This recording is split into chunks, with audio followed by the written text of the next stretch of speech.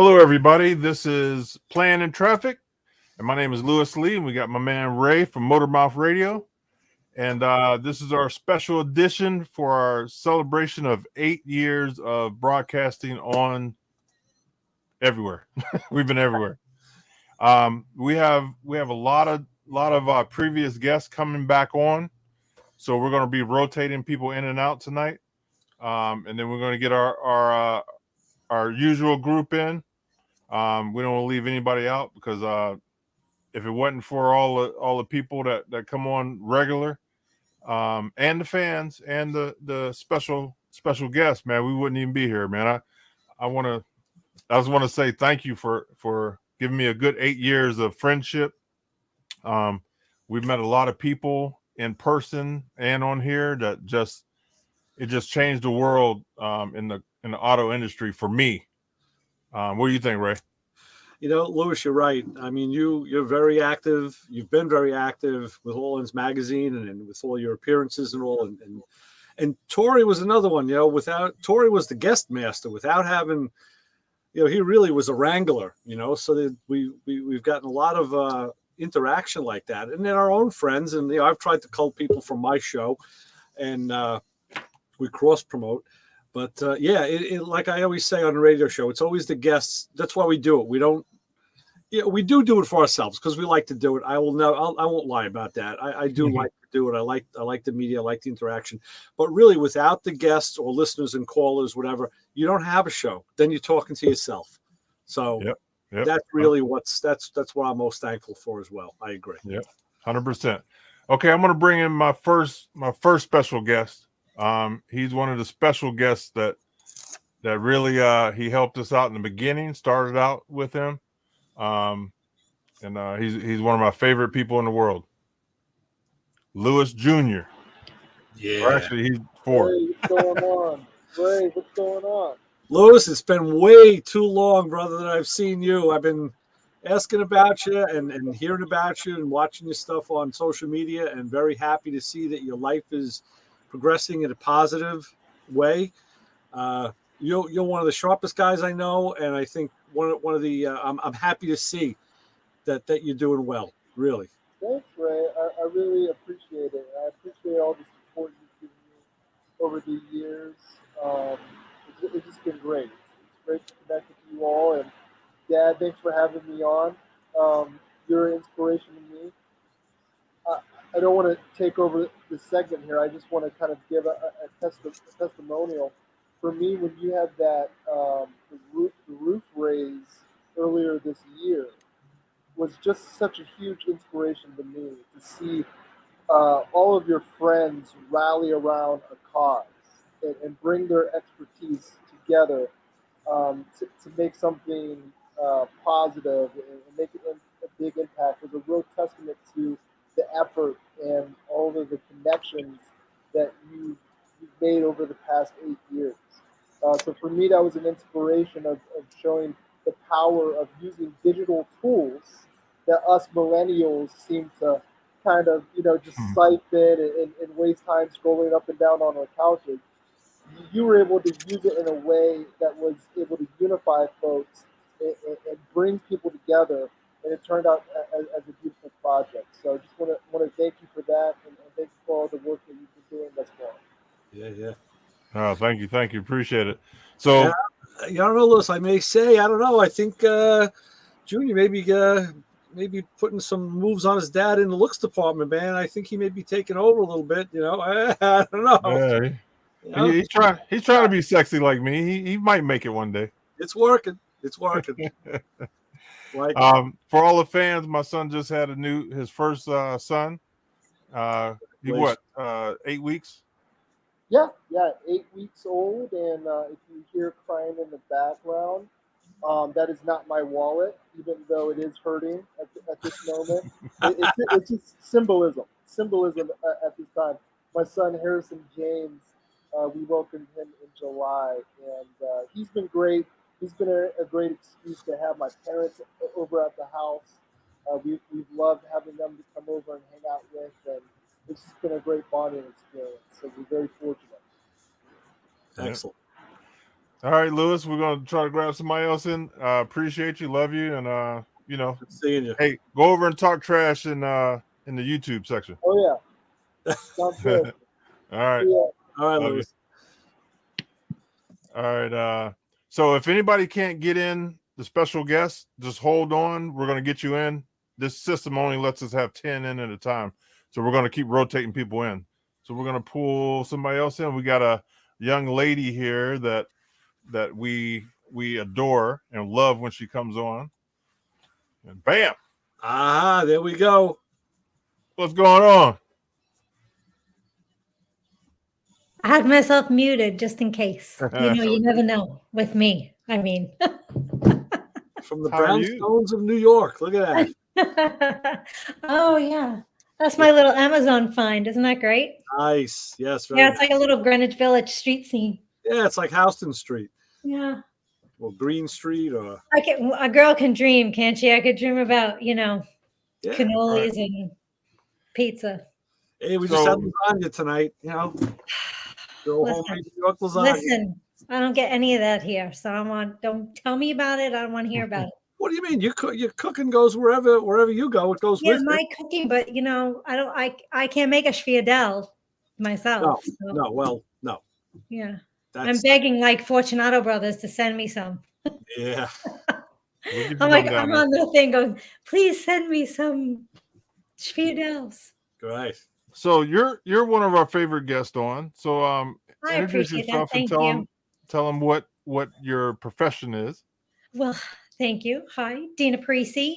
I run ProMod. For those of you who are not familiar, ProMod is a drag racing class.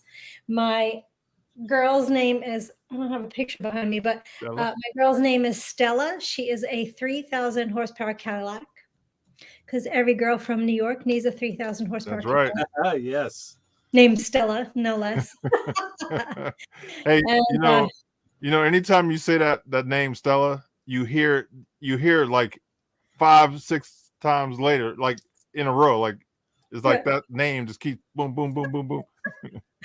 Yeah, and it's funny because the people who are, in probably more of our age group, you'll hear them, Stella, like down down in the pit area. The younger kids, are not so familiar with the movie, but yeah. But she was named after my grandma, who never drove a car in her entire life. Right. So she's up there, and I wonder what does she think? 3,000 horsepower. But a little sidebar to the conversation, and I know I had posted on John's Facebook today saying, I miss John. Yeah, we all do. I was missing coming in today, John and his little ice cream bar. Right. Yeah, I was gonna I think about him. We talk about him probably daily. Yeah. So yeah, good guy. that's a tough one. Yeah. Yeah. It's been a rough couple of months, but yeah. Yeah. So we're talking about Chassis John. He was a regular on here. Yes. A great person and very knowledgeable in the industry. Very much And so. we just lost him last month. And we give all our prayers out to his family and friends. He'd be greatly missed. He was one of the staples here on Plan and Traffic, and he was on a lot of different shows as well. Mm-hmm. So if anybody knows him, they know what a good guy he was, and we just pray for his family, to maintain. One of the things, my favorite John story is when he came. I don't remember the lineage. Who was if he was in on the show before me. I started a year after the beginning, but I remember the two of us were doing the show. We were on the panel, and it was like two dogs in an alley. And I mean, I had no preconceived notions at all, but John wouldn't talk to me. It was like that typical New York Italian, two guys in a bar, like, eyeing each other up. And I knew what he was doing. He was listening to me, and he was waiting to see if there was going to be credibility behind, can you walk the walk and talk the talk, or are you just bullshitting me? And after a while, because I would even throw questions to him. I'd throw things his way, and hey, John, what do you think? And he'd like, yeah. And then he'd talk, but he would never really respond to me. And after a while, I guess he warmed and saw that, okay, we became very close friends, very close. And we joked about it later on. He's like, hey, well, you know how it is. Like, yeah, I know exactly how it is. They said, that's why I wasn't worried. I just knew it would take a little time. And then sooner or later, it was going to work. And then it was taken way too soon. But I'm thankful for what, for the time we had. Yes. Yeah. And congratulations on 8 years. I mean, that's fantastic. Thank you. It wasn't me. It was, I said this before, like all of the people that come on and visit with us and stuff and the guests, they motivate me to come back every week. You know what I mean? It's like, oh, I want to talk to the fellas because I had a bad week or a bad day or I broke something. You know what I mean? And it was all, you can always come here and just let your hair down and get back on track. Like Friday, I'd be like, oh, I'll talk to the fellas. They straighten me out. What I mean? It's a brain trust, and amongst ourselves, and then with the guests, when you have people like Dina and the other folks that come in, now we have access to them for questions and all. And it's like, I mean, I grew up with the encyclopedia, doing book reports out of an encyclopedia, the Britannica. Now we had live interaction with these people. We were getting answers to stuff. It's a good time to be alive. It really is. Yeah, I think it's a testament to the industry too. There's a lot to be said for the automotive industry itself, whatever pocket you're in. Do you know what I mean? Whether it's the racing side, the building side, the mechanic side, I met Ray and Chris. I don't even know how many years ago. It was you guys are 20 years now. Yeah. Right. I mean, it was probably way in because you knew us with the Camaro. Right. So, I mean, it was probably when your show was almost in its infancy then. It was only a few years old. And then it kind of came full circle, getting to meet you working with Lewis, and then getting to see Lewis and meeting Lewis and Terry and them at SEMA. So it's funny how the circle just it's a huge circle, but it's actually small at the same time, which is really strange. Yeah. Right. In a good way. As proven by John's loss, it's a big circle, but it can be hurt really, really bad, really, really fast. It gets real small, it gets real compact. So yeah, I mean, same thing with the loss of my brother passed away in May. And exactly. Yeah. My brother was a little different end of the industry because he worked a lot on bikes. Right. His that was kind of his forte. And, I had some people that had contacted me, and that people that I had met through different ways, and same thing, like just different pockets of the industry, people that I had never met before that had reached out, but same thing, different pockets of the industry that just reached out. And it's just kind of, again, a testament to the, just how this industry is and how the people in this industry are. And I'm thankful every day that, that I got brought into this industry. Now, Andrew, on the other hand, he's not always very thankful that he brought me into this industry. It's very much to his dismay, I think. Yeah. But, but I do think it's a great industry, and I'm glad that we have a platform like this where we can sit and chat about it. All I can say is keep making videos with Andrew driving in the car. Those are the best in the world. I mean, I think, you put the guy in front of the camera. Yeah, he kind of gets a little more conservative, but get him driving behind the wheel and forget about it. I know. He doesn't really like Did you see the one that said, "Show me something really Italian"? Did you see that one? He was like standing in the living room, and I have this. Oh yes, I replied to that one. Someone gave me of the Goodfellas guys, and he's like, "Yeah, what?" Right. He says things half the time he doesn't even know he's saying it. Right. And I'll just take the phone out. Right. Because and you know what I'm gonna start adding a couple people in, because if we try to go 15 minutes, we'll be here forever. So let me. You know how he hates to be on camera, so I just Sam, I just do it. I do it just to annoy him, really, quite frankly. Well, yeah, but that's a wife's job, you know. It's sure. Yeah. And I've had 20 years of practice, or There you 22 go. years of Yeah. practice, so I'm good at it now. Yeah. All right, I'm is this Sam? You know, he's no neophyte. He knows how it goes. Yeah. All right, we got my man Alan. What's up, Alan? Hey, what's going on, man? How are Hi, you? Al. Good, good. How are you making out? Thanks for coming, bro. Oh, Oh, there's no Chris. problem, man. Thank you. Yeah, you was on my list, bro. You know, you're one of my favorites. You know, I'll never forget. I remember the first time I went to SEMA. That was my first interview that I ever had was with you, like a live interview. And all it was giving a T-shirt to a guy, which ended up being Ray, Ray's Ray. uncle or something. And it just, you know, like that was the seed planted, and it just grew from there, you know. Yeah, yeah. So it's been quite a ride, definitely.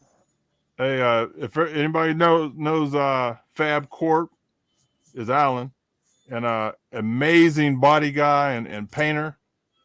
I met him at SEMA maybe 5-6 years ago, maybe a little longer. And where'd he go? We lost him. Yeah, we lost him. Here you go. Oh, there he There is. he is. I got him. And yeah, and he worked with Gene Winfield for a year or so. Right. Yeah, I was Alan's up there the for man. a couple years. Yeah. I was only supposed to be there for 60 days, and it turned into a couple years. That's right. We had a couple of good interviews with you over that. That was some good stuff. Yeah, that was a pretty good experience. I mean, you know, not everybody can really live up in, something like that. But I mean, it's I just soak it all in. You know what I mean? It's something that's gonna always be at my heart level, always. You know. Oh, So Al, what was your takeaway from that experience? If you had to sum it up in a few words, which is probably impossible, but Man, it really is. It's humbling, very, very, very humbling. You know, it's you get to know Gene at a personal level. You get to become his friend. You get to, become his buddy. You know, you get to work beside him. We. Bad signals. that's been the plague of this show, has been connectivity. Yeah, Sam from Sam's Garage is in here, but his connection is bad. He had to jump out. Yeah, that's been our Achilles heel on this show. If you don't have good wired internet, or if you can't steal good internet like Lewis, We're in we're in the boondocks. And I've even bought a little Wi-Fi, to carry with me everywhere, but I still get no signal out here. And the shop is worse. So, All so right. yeah, no, we're just back in Texas. But yeah, no, it was great. It was a great experience out there with Gene. Good. I was saying, I think you had fell off for a second. How we met out at SEMA about 5-6 years ago. It was like we were brothers, from then on. And this community is pretty much like that. Every time I meet somebody, it's like I've known them forever, and it just goes on. Yep, we lost him again. Yep. All right, so let's see. All right. Got my man. All right, here he is. No, it is great. And, I've met and worked beside a lot of good people too. People I'll never forget.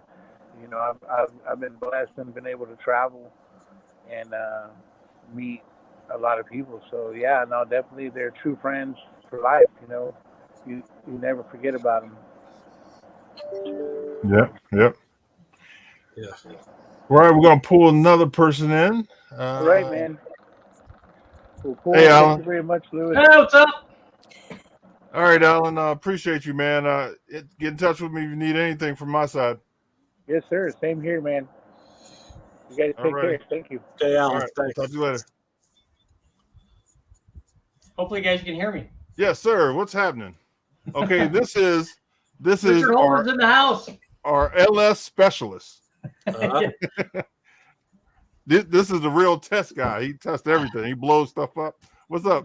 That's all I do. That's all I've done from the very beginning. Is just I kind of specialize in just when I first started like with car stuff is like I wanted to know the answers to stuff. So I wanted to test stuff. Hey, what does this thing do? What does this thing do? What does this thing do?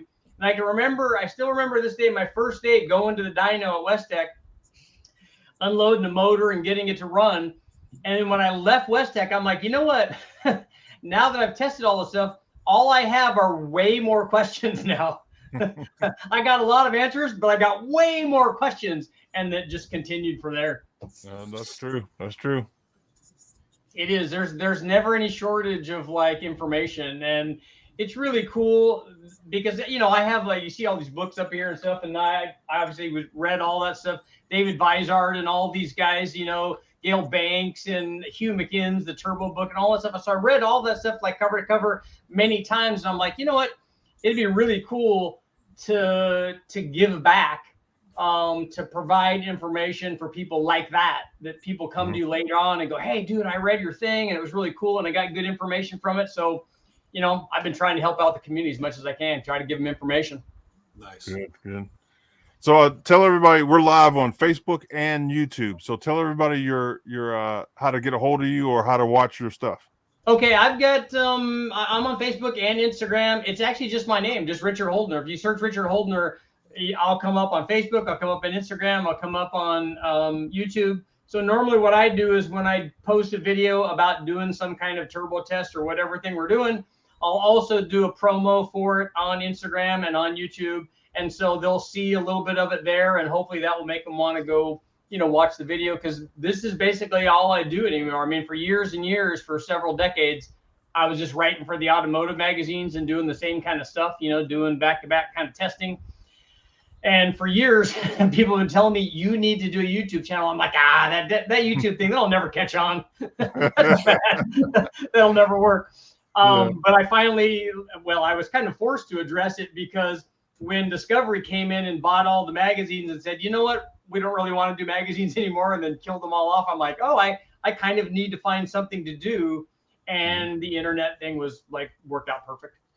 Yep, sure did. And you're a blessing on the internet, believe me. Well, I appreciate it. I hope that, I do a live feed every night at 7:00, and now I'm even doing a morning one too. I got a morning crew. Basically what I do is get up and get everybody motivated and ask them what projects they're working on today. Look, let's go get one thing done. Let me see your list. Go get one thing done, and then come back to me and tell me that you got it done. I'm trying to hold them accountable for the morning thing. And then at night, we always talk about one kind of subject, and basically then it's an open forum. So if guys want to come in, they want to ask questions about, hey, what camshaft should I use for my turbo? What cylinder head does this? That kind of stuff. And I'm there to answer. And the great thing now is I'm not alone. I got, we've got a few hundred people there that are there, and a lot of really sharp guys that have done lots of stuff that I haven't done. So they're there to answer questions too. They're like, hey, if a guy has a question about a transmission, that's not really my jams. But lots of guys there know what to do, and they've got answers for them too. So it's a good community, like you guys were talking about. Yeah. That's the great thing. You get to go to SEMA and meet all these guys, and it's just really a super cool deal. Yep, sure is. I forgot to ask other people this question. Have you met anybody here on Plan and Traffic or out in the public from Plan and Traffic that you became friends with? Well, Terry, I mean, I think I don't know if it happened one way or the other, but meeting guys like that, because now when we get together, like you guys were talking about, it's like we're brothers. Yep. like we're a couple of knuckleheads when we get together. And that's what it's like. And that's the awesome thing. I mean, he comes out, when he comes out to visit, we go have lunch or whatever, and we sit down, and pretty soon, a few hours have gone by, because we're just like talking about, being enthusiasts about cars and talking about car stuff. And you look down, you're like, oh yeah, this lunch has been like 3 hours. It might be time to get something done. That's a great thing. Great thing. Yeah, it is. It's awesome. I mean, some of my best friends are guys that I've met through doing car stuff. I went out to a race in Nevada, the Silver State race, like the first or second one. And I met guys that, I've been friends with for 20 years now. So it's an awesome deal. Yep, sure is. All right, Rich, man. Congratulations on 8 years, by the way. That's an awesome achievement, man. I appreciate it. I'll tell you what, it don't seem like it's been 8 years because we have so much fun, and we do this every Thursday night. Yeah. You know, and you know what? Let me stop real quick. Ray is my man.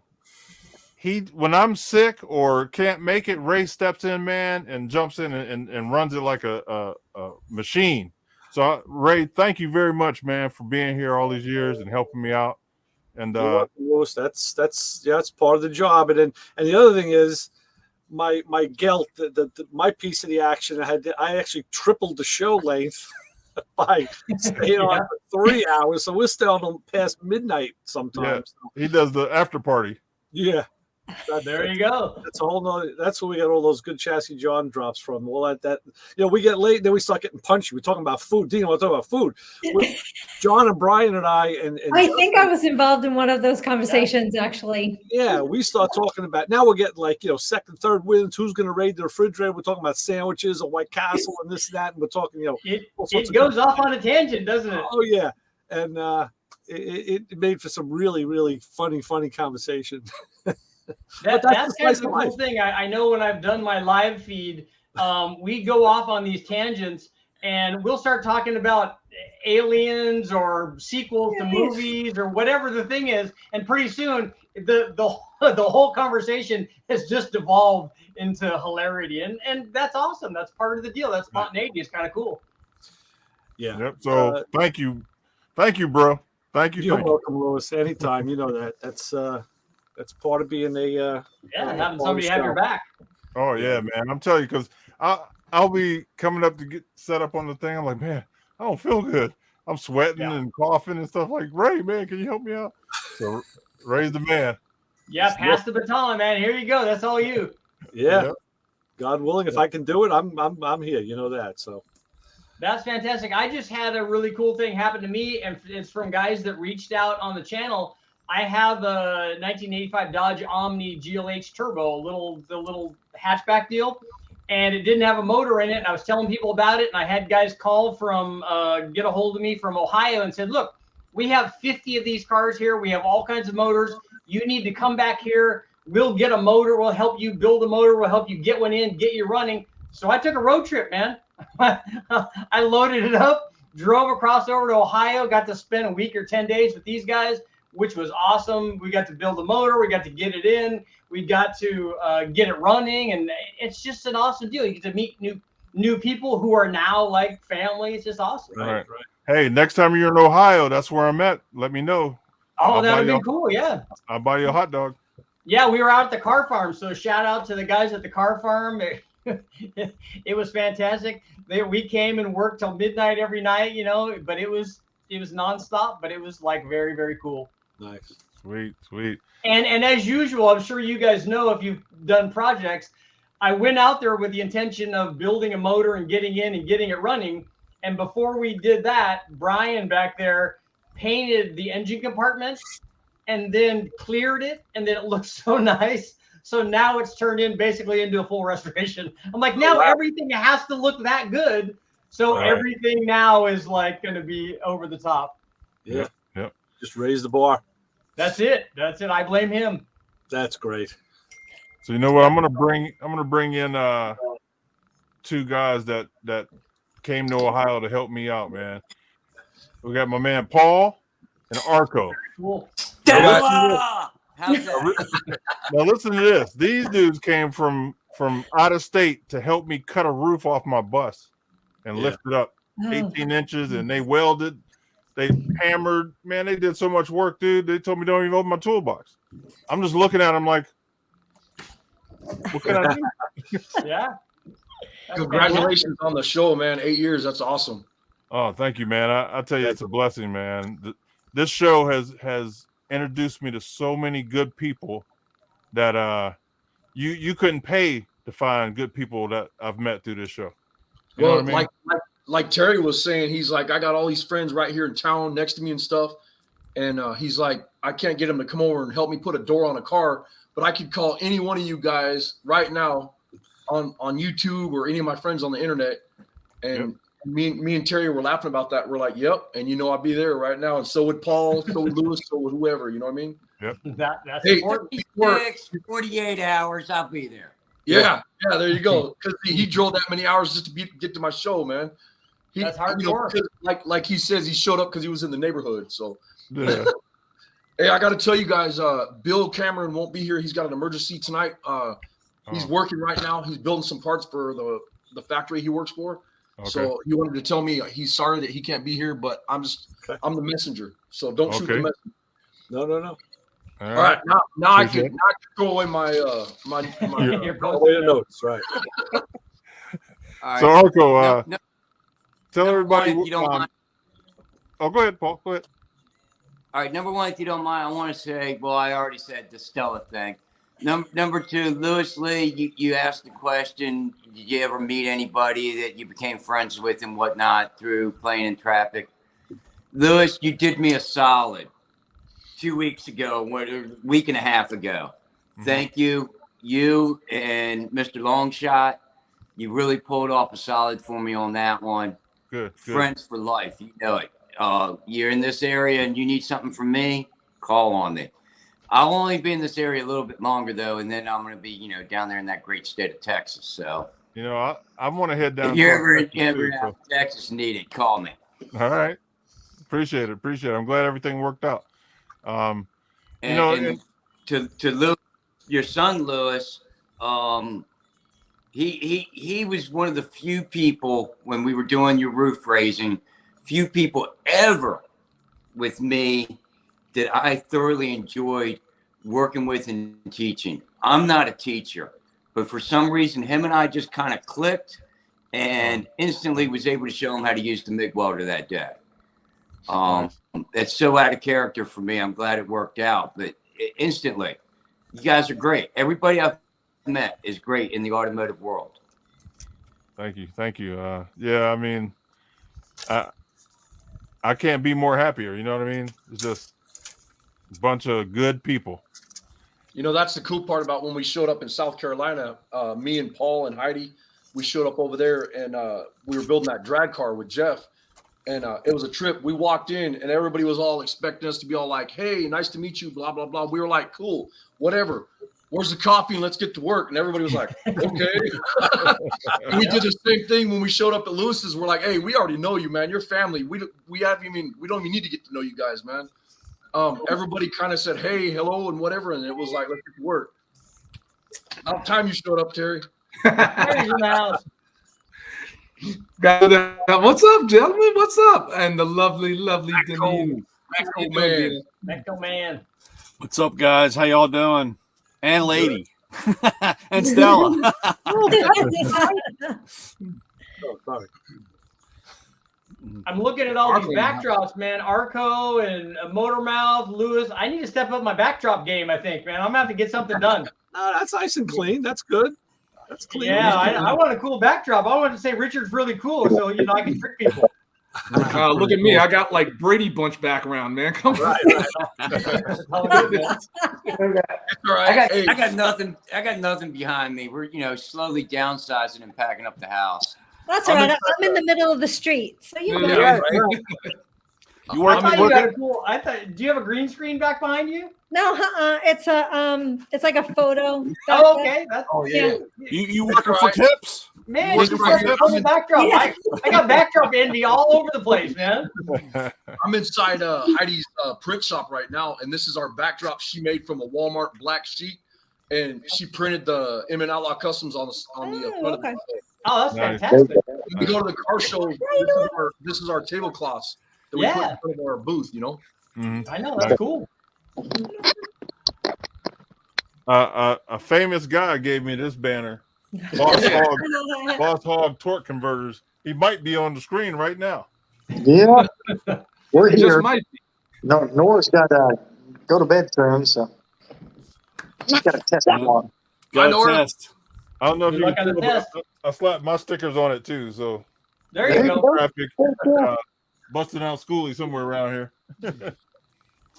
I got one of those stickers in my underwear drawer, bro. Why is it in your underwear drawer? Hey, you think I'm messing with you? I found it the other night. I was wondering where that went. Keeping. Yeah, because when we came back from the bus build, it was in my my duffel bag. Yeah. It ended up in my underwear drawer. So you're personal with me, man. See that? He's got a dog. Oh man, there's the Elmo from the bus build. Hey, Elmo got kidnapped from Ohio, and he ended up all over the place. Now he's in DC. Traveling Elmo. Yeah. Road trip Elmo. Nora says hi. Hi, Nora. How are you? Hey. Hey, thanks for coming. Welcome. What's your test on tomorrow? Spelling. Spelling. Spelling. Oh man. Ryan's favorite subject. He can help you. Yeah. Help her fail. Ryan He's looking to make sure we all spelled our names right. It's okay. Yo, Lewis, man, happy 8th year, man. Well deserved, my brother. Thank you. Appreciate it. Yes, Appreciate sir. it. Hopefully I'll get another 8 in. I think you will. You know, with all the friends that I've met, like you guys here, will make life a lot easier when we do car events. You know what I mean? Because you know, you have that anxiety when you go somewhere and you don't know anybody. But man, every car show I go to, I know somebody's been on here or connected to somebody's been on here. You know what I mean? Sure. So you know, it's just a blessing. It really is a blessing. Thank you. Well, Lewis, I'll say this. It's kind of odd. I go through some serious crowd anxiety. I can't be at a shopping plaza or a fast food restaurant that's crowded or go to a concert or be around people. I don't like people, but all of a sudden go to the car shows and you fit right in. There's no anxiety. There's no strange feelings. When we're all together doing the car show thing, it's total comfort zone. Right. I like how he says he's shy, but like at my car show, everybody's like, "Hey, what's up?" And he's like, all loose, huh? Jim LaStella, nobody likes people anymore. Yeah, like if anyone's in the Alabama area, I've done 2 of Nelson's Boss Hog shows, and they were both phenomenal. They were fantastic. Okay, it was about a gazillion degrees. There was that. I mean, it was so hot. But it was hi Sarah. It was the Hall of Fame, the Alabama Music Hall of Fame. They were great, both great shows. I don't know what your plans are for next year, Nelson. I don't know if that was they were closing that down or what the deal was with that, but I highly recommend the event. It was fantastic. Yes, it was. Yep. Yeah. A little hot. Yeah. They could have turned down the heat a little bit, but it was good. No kidding, man. And we wear all black, so. So yeah, we are planning on doing that again. Actually, the university across the river has actually they showed interest in wanting to help out. We're probably going to be looking about middle July. May get some hints on when everybody can come in about that time, about the second week or so. But yeah, we've got a lot of interest in it. We've had a ton of phone calls. The last time we had it, it was a great day, great people, very unique cars. You know, it did shower early that morning, so I think it warmed up a few people. But you know, the great Sam Mahdavi came out, so did Lewis Lee. I mean, you know, we appreciate all support coming in and stuff. And somebody's itching to say hello to Sarah. This is one of another big fan of Sarah Edwards here. Hi, Miss Nora. And Hi.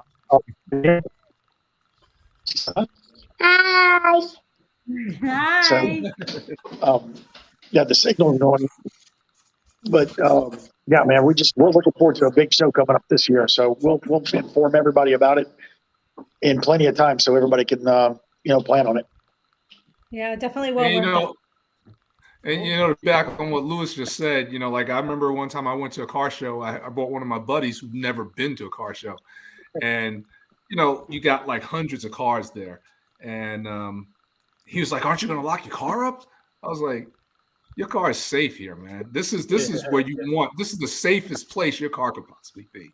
And I mean, just the brotherhood alike and sisterhood, and just people all just there for the cars and just to have a good time.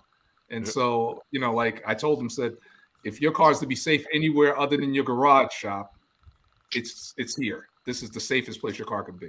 Mm-hmm. And people just have respect for it. I mean, to the point where I even see people tell other people, hey, get off this guy's car. Like kids, tell your kids to get off the car, and it's a beautiful thing. And I'm glad to be part of this. For the most part, we for the most part, we had a person. It depends on where you are too. If it's a car show, we've done like community events are tough. They are. I mean, we literally. Yeah, we how about the time you did the big tough truck show? Ray, that was I almost needed like the paddles that day because this man he had a little boy and he had him on a leash, like an elastic leash. He had the harness and a leash, and you do you got to do. But the kid, like a dog. Yeah. So the kid would get me the car and the photo pump was hilarious. But then we had this other kid, and it was in a very affluent area, which was, I'll stop there. Anyway, it was an affluent area. So we had Andrew's 53 Pro Mod, and it was before my first Pro Mod was built. I'll never forget it. And it was when I had my Camaro. And this little boy ran and did a belly flop onto Andrew's Pro Mod, which for those of you who know, it's carbon fiber. So not thinking twice, I mean, we literally grabbed the kid by his pants and pulled him off, and the father got angry that we touched his child. And I was like, you don't understand. First of all, he can get so hurt. Let's start there. And then just things ensued from there. Then we had someone, because they were allowing people to get in the cars, which we normally do anyway, but they thought they had full reign. I had a kid try to get inside the car with an ice cream cone, and I was like, whoa. And the lady's getting angry with me. And she can't get with an ice cream cone. She's like, but that's what they're supposed to do. I'm like, no. He can get in, but he has to put the ice cream cone down. She was, but he wants to go in with the ice cream cone. I'm like, no. Conversation's over. Well, so it just Disneyland. Then they were trying to bust into the motorhome. It was called Ray? What was it? Touch a truck. It was called Touch a Truck. We called it Touch a Truck, Kill a Kid because it was so. And then they called me. It was run by the Junior League. They called me and said, "Will you come here again next year?" But if you gave me $1 million, I would not step foot on that property. And I told them exactly why. I said they took advantage. It was horrible. I had never had an experience like that ever. You're 100% right. Community events are so different than car shows. There's people who go to car shows because they appreciate it, and we kind of had this similar experience. Like our city, they did STEM Fest, it was called. So we brought the dragster out for that, and it was the same exact thing. We had kids like trying to straddle it to take pictures, and we always put kids in the car and stuff like that. And it got to the point where it was like we almost had to put cones out and around it because it got so they have no, I don't want to say they don't have any respect for it, but they just have no like guidance or appreciation or like common courtesy on what to do. Where if you go to a car show, people know what to expect when they get to a car show, but it was the same exact thing. It was just like buck wild. Yeah. Sarah, that's a great point. It's a generation gap of etiquette. It is a respect thing. It's just the lack of respect being taught. Yeah. You know what? I think I can blow that all out of the water with a little bit more help from Dina. Because now we go from a car show where you have a little kid who doesn't know better, and his parents, or maybe his parents don't even know better. Maybe they're not car people. So we go there. How about doing a news show in New York City? Yeah, here we go. How about that? On what was it, on Fifth Avenue in New York City? Yes. Tell the story. 67th Street. Yeah. So it was Good Day New York. Yeah. And Do you want to mention the co-anchor name? Greg Kelly was a big guy. Yeah. He was a big. Yeah. And Rosanna Scotto, first of all, she was hilarious. Yeah. And he kept saying it was my car and my husband's car. And we just had this whole conversation about how the car was built for me. He's standing right next to me. Mm-hmm. You see the size difference between me and you. Like, are you looking at me? Do you see me? Yeah. Am I wearing camouflage? Like, and he kept saying, well, I want to get in the car. And I said, well, I don't really think that this, and I was trying to be nice about it. And I'm like, well, I don't really think that this is going to, you might be able to get in. You're not going to be able to get out. Yeah. You know, like, so he's like, but I would like to get in the car. And Rosanna Scotto turns around and she goes, Greg, you're not going to fit in the car. Just like that. And I was like, okay. So then we move on to Andrew's car and there's still a size difference. And he insisted that he wanted to get in the car. And she's like, well, you want to try it? She says, but I'm not getting a shoehorn to get you out, like on live TV. I was like, okay. Oh, I would have been. That's got to be on YouTube. I got to look that up. Yeah, I've tried to find it. They never gave me the thing. I've tried to find it. It's gone. But it was absolutely hilarious. And she was making fun of him on live. They had a really good. I mean, they were very good friends. But she told him straight out. She was like, "You're not going to fit in that car." But, you know, what was his name again? Greg what? Greg Kelly. That's it. That's Commissioner Kelly's son. It was Commissioner Kelly's son. Yeah. I remember seeing the TV piece, and he got in. He wanted to start the car, and he wanted to say he did get in. He wanted to start the car. Like, come on, man. And I was like, I had to explain to him, no, we, you know, with the rules, with what we do, we're not allowed to start that. We can't do that. I said, and we're not prepared. We didn't prepare for, you know, I said, it's not, it's not starting your Honda. That's why kids need shock collars. So I mean, he couldn't have. He really was very nice. It was just like goofy, funny because they don't really have too much of a conversation with you before. So all of this stuff was kind of just ad-libbed in the middle of a New York City street. The funniest part about that story, and I can't remember the guy's I can't remember his last name. The guy who wrote Heart Like a Wheel, Shirley Mahdavi's story. Oh wow. This man comes over and he starts asking me questions. And he's like, do you know Shirley Mahdavi? And I'm like, I've spoken to her a few times. I said, she wouldn't know me if she stepped on me, but I've spoken to her a few times. And he goes, oh. And then he starts to continue to talk to me. And I said, I do have her email. I had emailed her about a few things. And he goes, oh, he said, I wrote Heart Like a Wheel. Like, what are the odds of this man walking past? And I wound up emailing her and giving her his contact information for them to speak again or whatever. I don't know if they did, but it was just very funny that he happened to stop me on the street that day. It was bizarre. My son Lewis he caught me shaking my head yes when Terry was saying you leave your car open because I lock everything, man, because I'm from the hood. You can't leave nothing open. So we don't leave anything open. We used to leave everything open at the racetrack. We don't anymore. Yeah. Do you anymore, Sarah? Do you guys leave it? No, for the most part, we left it open. Yeah, we don't anymore. We've had a couple of incidents, and now we've kind of sometimes even leave one person behind. We've had a few incidents, unfortunately, that we've had to kind of change. What are you doing there, Terry? Great way. A little sign from Marco. He just texted me. He's like, look up. I said, I'm looking for that Greg Kelly. You trying to find it? Yeah. Yeah, I can't find it because I wanted it for my records because they never sent it to me, but I can't find it anymore.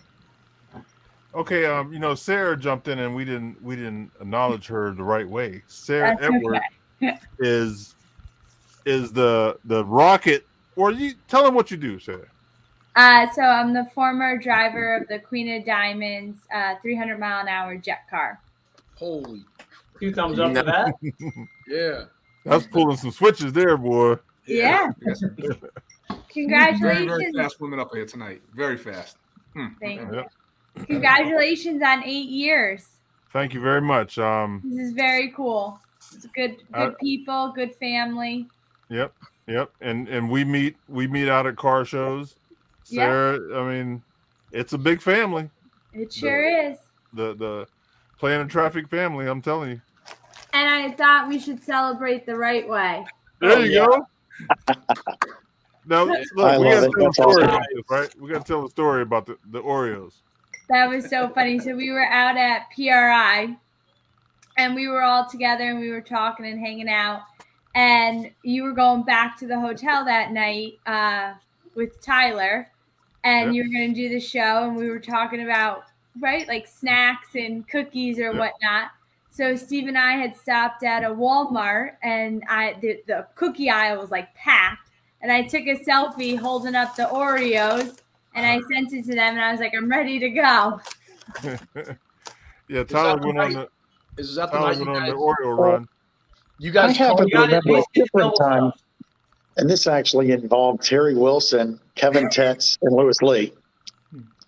You guys remember that? Yeah. Terry, why don't you tell us?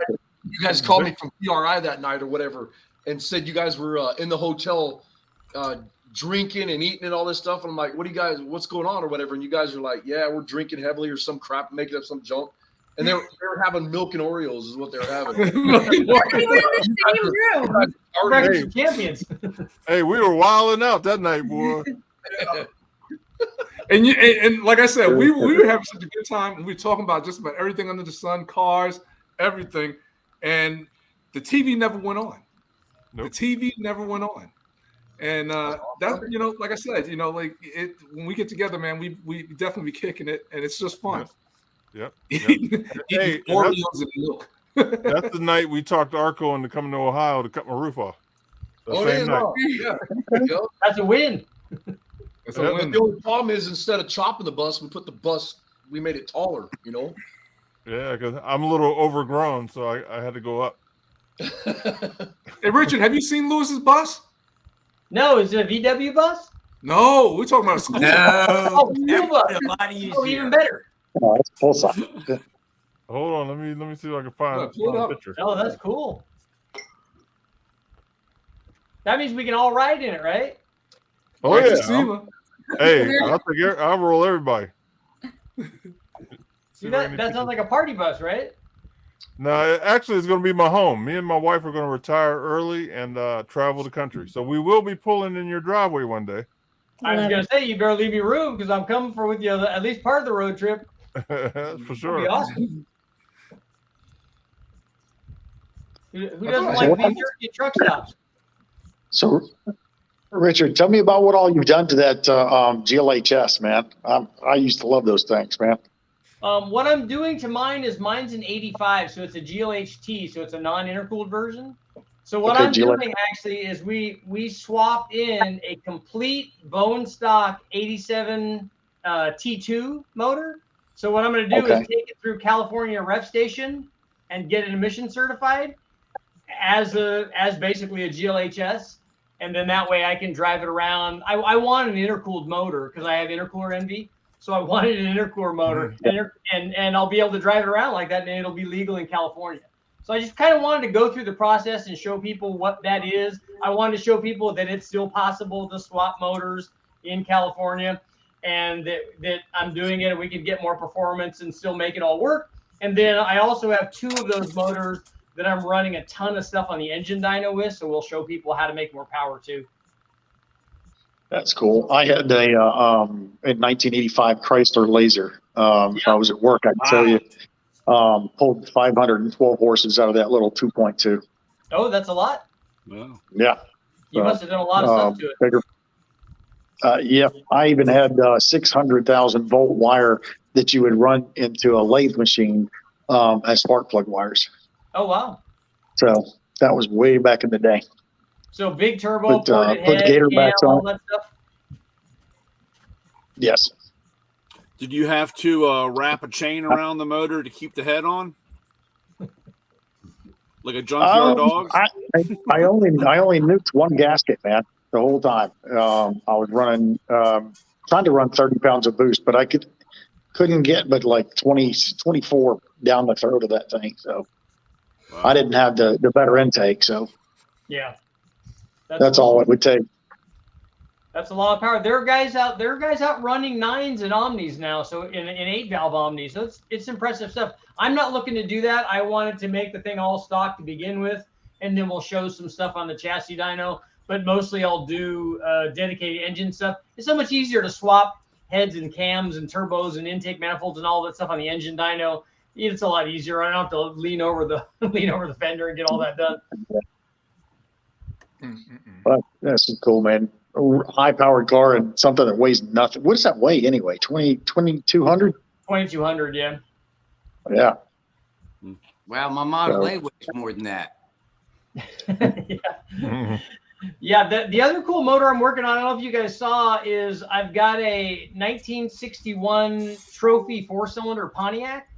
So I'm doing a bunch of stuff on that. Yeah, half of the 389. So we're doing a bunch of things on that. Yeah, it's kind of a cool deal. I'd never run one. I bought it off eBay, and now we're doing a bunch of stuff to it. Oh, you got my attention. Yeah, it's really neat. So we're redoing the head.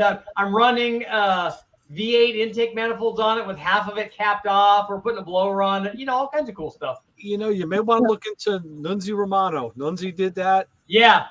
Back years ago, and his son still campaigns that car. Yeah, he's famous for that. That's a big deal. It was a quick car. Yep. I think that car went 11s, right? Yes, it did. And in fact, I was just going through some stuff, and I just found the CD of Nunzi Romano on Motormouth Radio. Okay. May 20th, 2010. Figures to be sitting next to you. Yeah, right? Everything's next to him. Everything's right next to Ray. So I could send you a copy of it. Yeah, no, that's a cool deal. We're doing a ported head. We're actually putting 400 pistons in it, and all kinds of fun stuff. Because I've never obviously worked on one of those, so I thought what I need to really get me a trophy Pontiac 4-cylinder, learn everything about it, and put a turbo on it, and do all kinds of fun stuff because it's definitely other guys' kind of stuff.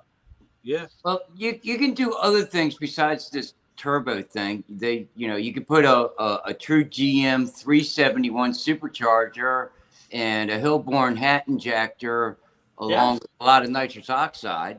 Yep. Ooh. Yeah, we'll run nitrous on it, and I'm gonna put the guys from Torque Storm make a supercharger kit for a V8 Pontiac that will bolt right to this motor. So we'll run a blower on that. I could build an intake manifold for like a typical root style blower. That would be kind of cool. Hey, Richard, I wanted to ask you a question. I know that you're in the 200 club. We talked about that. What car were you driving? There's my hat right there. Actually, if you can see the picture, I'll show you a picture of the car. I'm curious. That one, I've never gone 300 like Sarah did, which is awesome. But that is a 1999 Honda Civic SI. That car went 227. It was, at the time, the world's fastest Honda Civic. And I think it might still be. I don't know if anybody's gone out and gone faster than that in the Civic. But the cool thing is I could drive that car around every day. I mean, we would pull up to the line and we'd start it up. That car got over 30 miles to the gallon, I think 34 miles to the gallon, the way that it sat for Bonneville. So it just started up and idled and did everything that it was supposed to do. And it just had a good sized turbo on it. We never even ran a lot of boost. We only ran 16 pounds or 17 pounds at Bonneville. And the only reason it didn't go faster is because the half shaft pulled out of the trans during the run. Otherwise, it was on its way to go a bit more than that.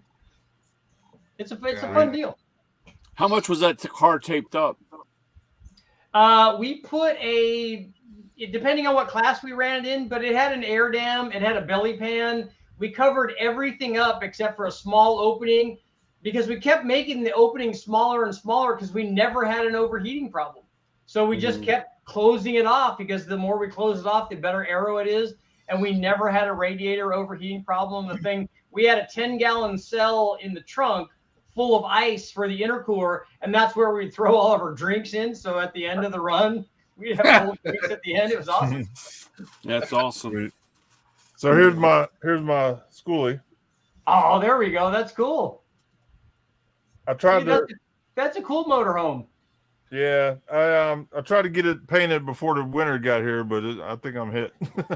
Lewis has to get the okay to stand in a neighbor's yard to get the picture because, it's kind of That's wide. pretty big. Yeah, kind of long, 40 foot. Are you staying with the yellow motif, or are you going to do something different? No, I'm going to go with a pearl orange. Oh, Orange cool. and white.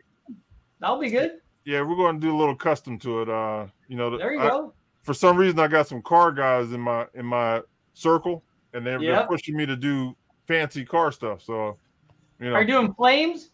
No flames, but it'll be sparkly. There you go. Sparkly. You'll know it's me when I'm coming up the hill. You need to have the back fold down so you can drive up another car inside there.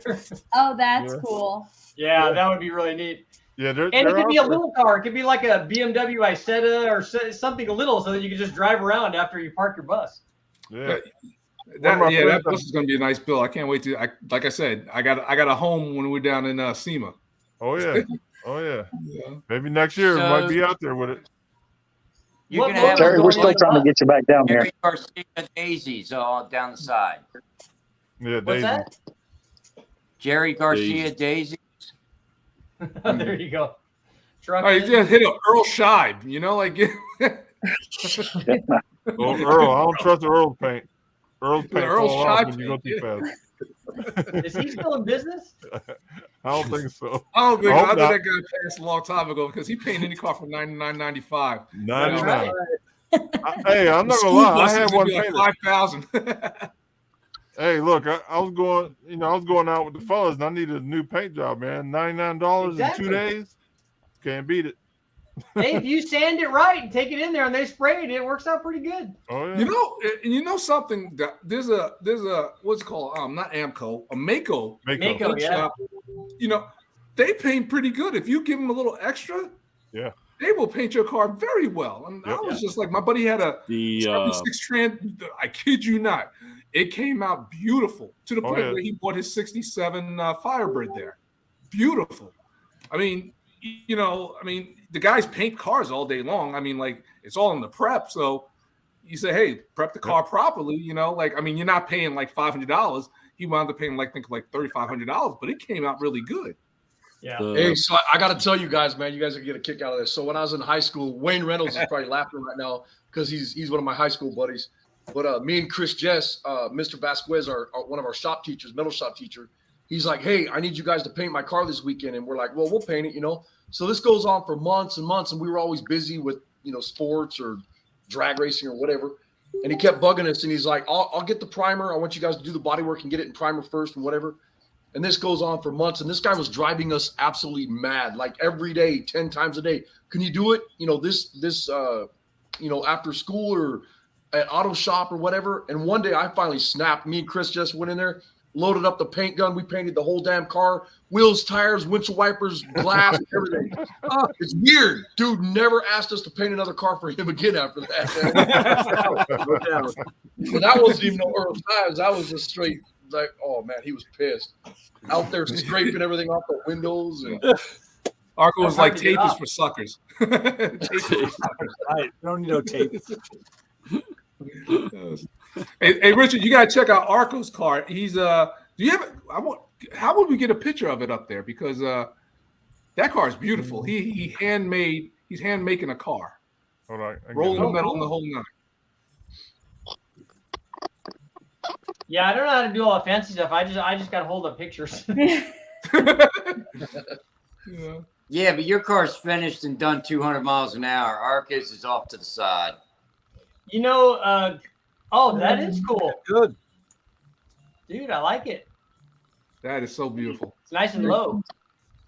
Yeah, tell them how low the car is. Tell them, Marco. Right, the roof is at my belly button. It's 46 inches tall when it's laid down on the airbags. Nice. It looks like it's scraping. Yeah, it's got Lamborghini doors on it, so the doors go up like Lamborghini. Oh, sweet. Whatever. Yeah, it's pretty crazy. Dude, I like it. So what's the motor in that thing?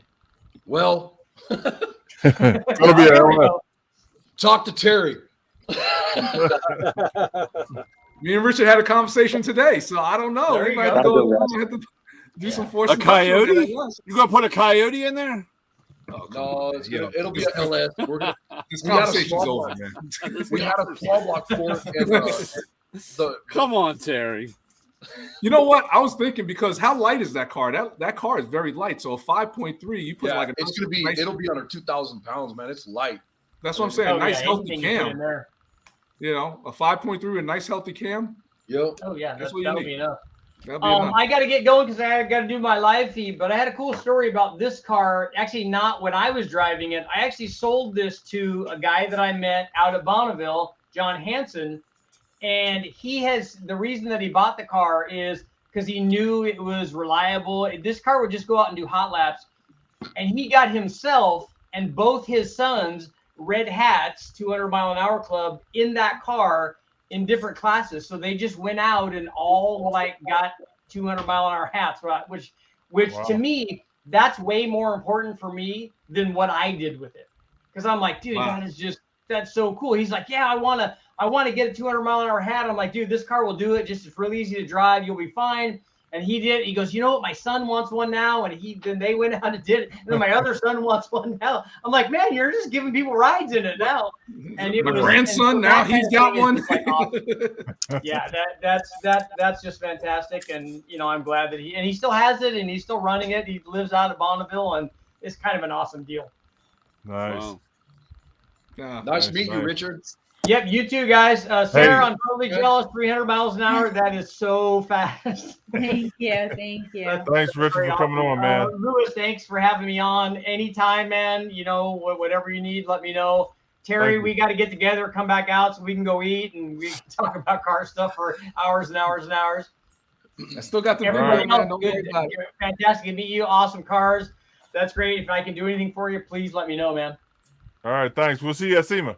All right, man. We'll see you. Bye. We got long shot. Mr. Long shot. So Tyler, long shot. I owe you a total thank you. Yeah, I was gonna say how'd that work out for you, Paul? It worked out fantastic. Your guy is the man. Thank you very much. I already said thank you to Lewis several times. Awesome. Yep. I appreciate it. Yep, Mr. Sovacek has got a heart of gold and he loves cars. And I'm sure he probably talked your ear off about his old truck that he's swapping a 3.8 V6. I wasn't involved. All I did was make some phone calls, put him and Frank together. I went to work.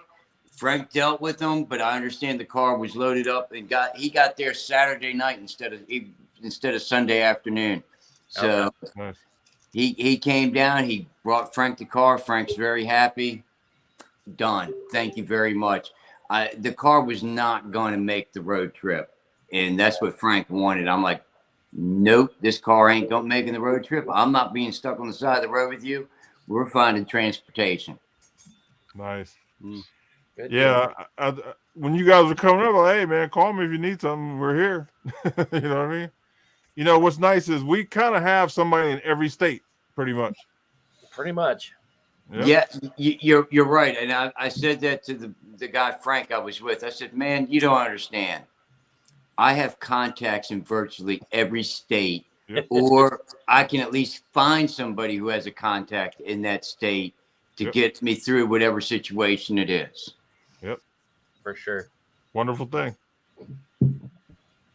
What's up, Mike? So Tyler, for people in the chat that don't know, Tyler is the one that hooked me up with a place to cut my roof off my bus. He has a wonderful garage, man, fully equipped garage, big, lighting, everything is perfect. Tyler's the man. So by me doing my bus at his shop, it rubbed off on him, and he went and bought a bus. So now he's building the bus too. He's in it.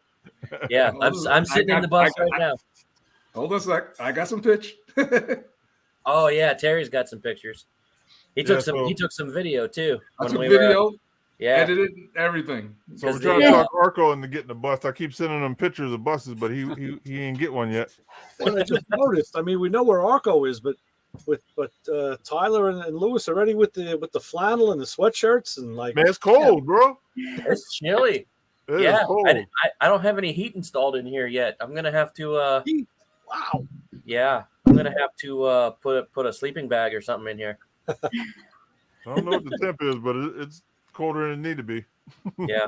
So I started. Here's a picture of what's the name's bus, Long Shot's bus. Yeah. Oh wow!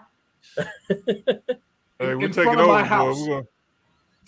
We have a bus I'm not coming going out. to on that one for you. You should have seen the kids just running to see Uncle Lewis and Uncle Tyler.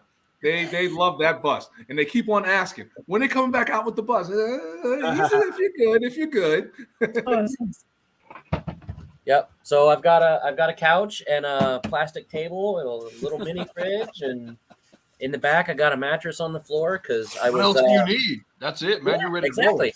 I've been sleeping every night on the bus since June, and I needed to empty my house out because I was doing some renovations before I list it for sale and stuff. And I said, well, instead of crashing in my parents' spare bedroom, why don't I just put my furniture in the bus and camp out in here? So I've just been telling people it's just like tent camping, except in a box instead of a bag. Mm-hmm. I might have to give me a bus when Heidi kicks me out. That way I got somewhere to go, you know. There you go. Yeah. I'm getting tired of sleeping in the back of the Suburban. No, well, he probably got one of those old COE buses in the back. Oh yeah, we do. Yeah, he's got an old 9-window bus back there somewhere. Yep. Oh man. But hey, how's the bus project coming along, Ty? Oh, so far so good. Doing a little stuff here and there. Busy in the shop all the time. You know how it is. But so I think if before the dead of winter, Arco gets a certain vehicle ready, hopefully I can trailer it back with the bus. We got plans. We got plans. Yeah. Good deal. We got plans. That's gonna be cool, Bill. Yeah. Paul's smiling because he knows.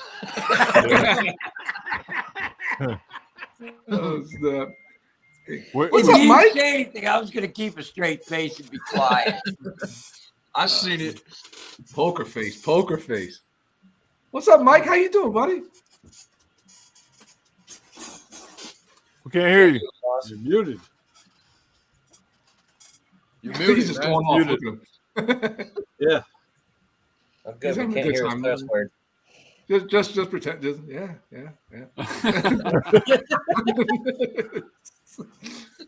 We can't hear you, Mike. Anybody know sign language?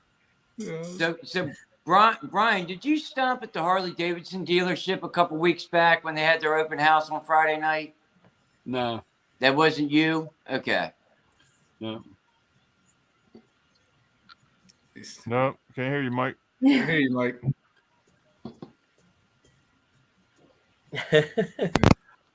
You're speaking of sign language. Arco, I didn't like that sign language you gave me the other day. That was fun. It was all love. I only know how to say two things in sign language. One is peace. The other you can figure out. Yeah. No. He told me I was number one. You're number one. Yeah. You're number one. My sister's a sign language instructor, or she used to be. Oh, and, wow. She was saying when she was first learning sign language, she's up in front of the class and she's making all these deals and she's talking and whatever, and everybody's like, and all of a sudden everybody starts looking around like, what did she say? And she's like, yeah, you got to do this to this. Well, the word she was using was not something else; it was vagina. And everybody's like, what? And I guess the instructor lady comes running up. She's like, stop! Like, she's like, what? Well, just like any new language, what you have to learn in sign language first is all the bad words. All the bad words, of course. Yep. Speaking about bad to the bone, where's Steven, Sarah? Snoring. Snoring. He didn't do nothing all day. Hey, did you run your car when you were at Maple? No, we just went out to kind of hang out and be at a racetrack and smell burnt rubber. Yeah. Some nitro. Yeah. Look like you guys are having a good time. I like looking at those pictures. We did. We had a really nice time. One of my good friends works for John Force Racing, so we got to go out and hang out with her and them, and so it was a lot of fun. Yeah. Did you I remember we were talking about it, I think at PRI, you were gonna have to get your cage recerted, but it was chrome plated or something. Yeah. Did you ever figure that out? No, everything's basically like still status quo, the same. The chassis was recertified as is, but we didn't like go ahead with like cutting the cage or anything like that. Okay. So. Wow. Ed Baird was going to come on, but his head, wait, where'd it go? It moved on me. His headset is not working on camera. Ed Beards? Yeah. I see KJ said congratulations to you. Oh, there you go. Is he on YouTube? He's on KJ? Facebook. Okay. Thanks, bro, man. I What class appreciate do you it. run? Say again? I was asking Sarah, what class do you run?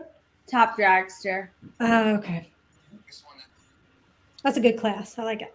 Yeah. Can you guys hear me yet? No. Yes, Oh, there you There are. you go. Hey, woo!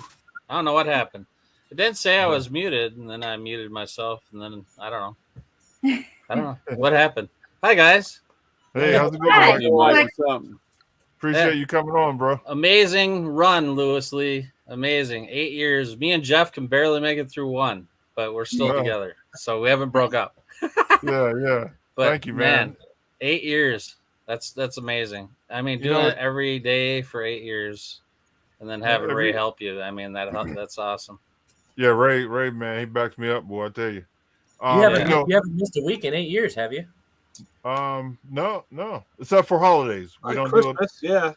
Yeah, Christmas and Thanksgiving, we don't do it. That's about it. Yep. What I was saying is, Terry, see you at SEMA. We'll go to Peppermill again, hang out. Oh yeah. Peppermill. You can't beat the mills at Peppermill. That's the one thing everybody has in common with Terry is food. Yeah, there we go. Yeah. Food and cars. Mike is talking about. I got. How should we say it, Mike? Yeah. Almost take advantage of. No, maybe not. Really. There's a bunch of ladies, and I was I was minding my own business, Cougars. He was. You do. And I guess one of them really wanted some Terry, and Cougar. all I felt was hands coming across me like this. I'm like, Mike, help me. Mike, you help. We had Mike. Who else was there? Lewis was there. Couple of your buddies. One of your Kenny buddies. Nelson was there. Yeah. None of them would help me out. We were laughing so hard. So that's why Terry doesn't go out and have fun after the show anymore. He's like, no, straight to the hotel room with the milk and cookies, man. That's it. She was literally just petting his head, and now his hair is even longer. So now they might grab it this time. But in my defense, she was the best looking one out of the crew. Yeah. Oh. Now it's getting deep. Yeah, she wasn't bad for 90. Looked like they just got.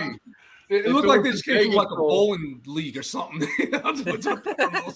But because it was in Vegas, you have to pay for those ones. Don't forget that. Yes. Yeah, But we they were were very quiet nice. about it for a little bit, and then we had to, go all out. I Last could time we were blackmail at SEMA. Terry. Last time we were I at felt SEMA, like a there was tool. these I felt girls. They were walking by us, and I'm like, I went like this to Heidi and whatever, and she's like, "What?" And I'm like, "Hookers," and she's like, "No, those are not hookers." Like 5 minutes into it, she goes, "Yep, those are hookers." I Yeah, know. we're too busy for that stuff out there when we go to SEMA. No. Yeah, we have a good time. Yeah. No. Everyone Go to going Peppermill. this year? Everyone going? Yep. Yeah. I have to say, I'm sorry, I will not be attending SEMA this year. I've got a gig going on. I'll be in Chattanooga, Tennessee in a couple weeks. Apparently, Lynn St. James, Linda Vaughn, Ken Gross, Wayne Carini. There were a whole bunch of big names who are all going to be at this event I'm going to be at in Chattanooga, Tennessee. And then I got 2 weeks from Chattanooga till the car has to be ready for a run at Daytona. And for the car to run at Chattanooga and then to go to Daytona, we got to swap the rear end out of it. Well, if anyone knows an XKE, you can't just swap the rears like you can on some other cars. It's a few day job to drop the rear out and switch everything around, and to get it ready for Daytona. And then if it survives and comes off the track at Daytona, it's got a concourse show a week later in Boca Raton, Florida. Wow. Busy. That's a lot. I'm going to be very busy because on top of all this, I'm relocating and setting up new shop in Texas. So part of the deal is I'm going to Chattanooga with the U-Haul or whatever rider truck that I have. I'll park with one load halfway to Texas, work the 3 days at the race in Tennessee, and then keep on going and unload in Texas, jump on a plane, come home, and then go back and do my regular job. Hey, keep you out of trouble. Arco, you're probably not bringing the car. I'm guessing it looks like it's hardcore, man. Jeez. No, we're not going to do it. We're not going to do it till next year. What we did this year, this whole year, me and Heidi, actually one of the cars just left today. We busted ass and got a bunch of our customers' stuff done, gone, finished. I don't have to look at it no more. And then all next year, we're taking the whole year off to do stuff like SEMA and whatever, you know. Right. So I'm bummed, but I mean, it's this last 3 years has been nuts, man. Right. And it's to the point where I was starting to get burned out.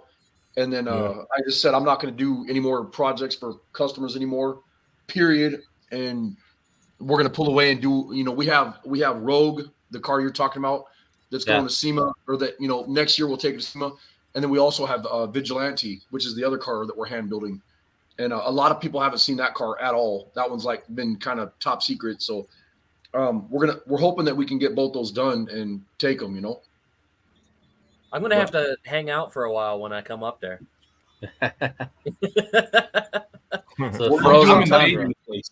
We're getting everything set up for our metal shaping classes, and I'm going to have Paul come over there, and you know, that way he can help us and whatever. But we're going to be doing the metal shaping classes, and I was thinking, you know, let's see if we can get anybody to sign up for them. And I started asking around, and literally we have like within the second day, I had like 15 guys that were like, I will send you money right now. I want to be in your metal shaping class. And I'm like, man, that made me feel humbled right there. I was like, wow, that's cool. Nice. You know?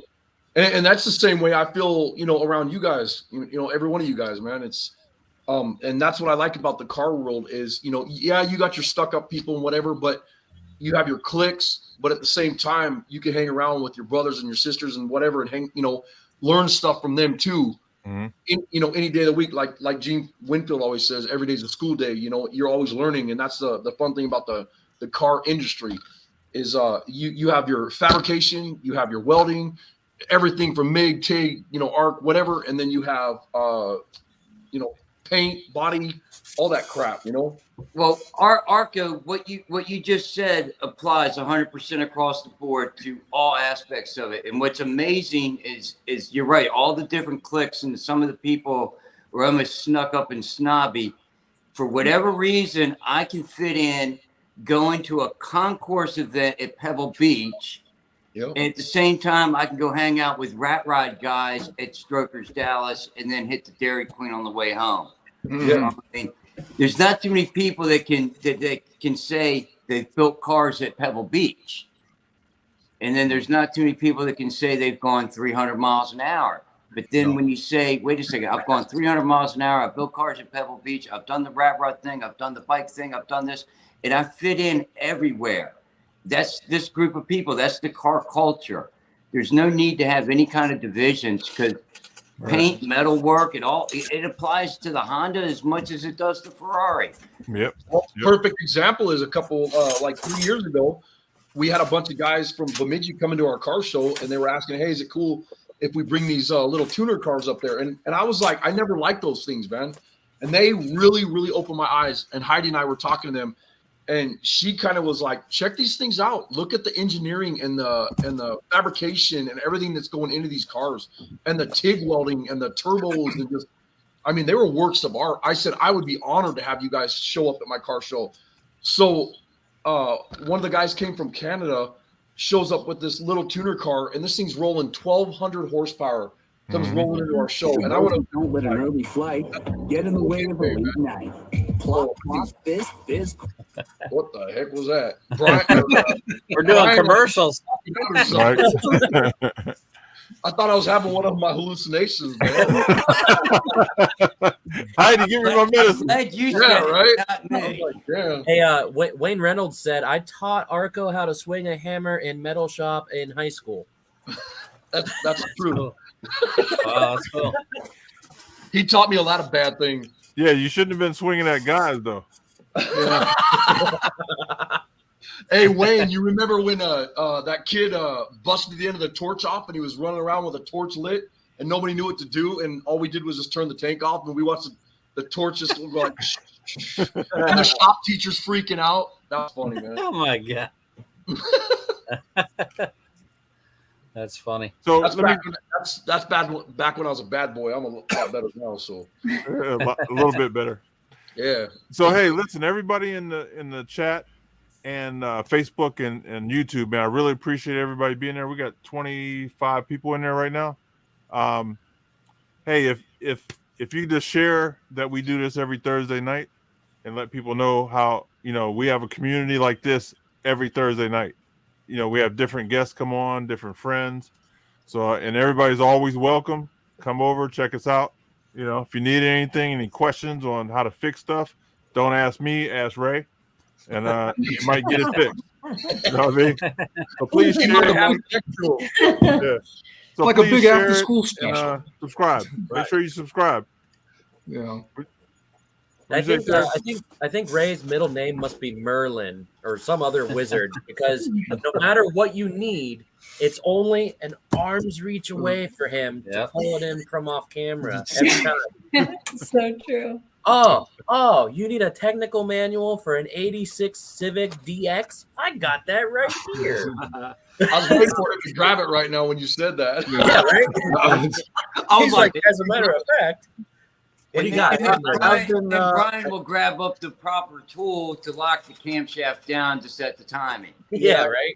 I actually have been the only guy that we bring in visual cues to a radio show. So it's all about having it in front of you, It's like that in the studio too. Well, that's what I'm saying. It was like that in the studio too. But the thing is, then what it taught us was how to convey in words what we're seeing to people who can't see it, and then just kind of show up in your. But I'm an amateur writer too, so that's kind of where that comes from. You kind of paint those pictures with words.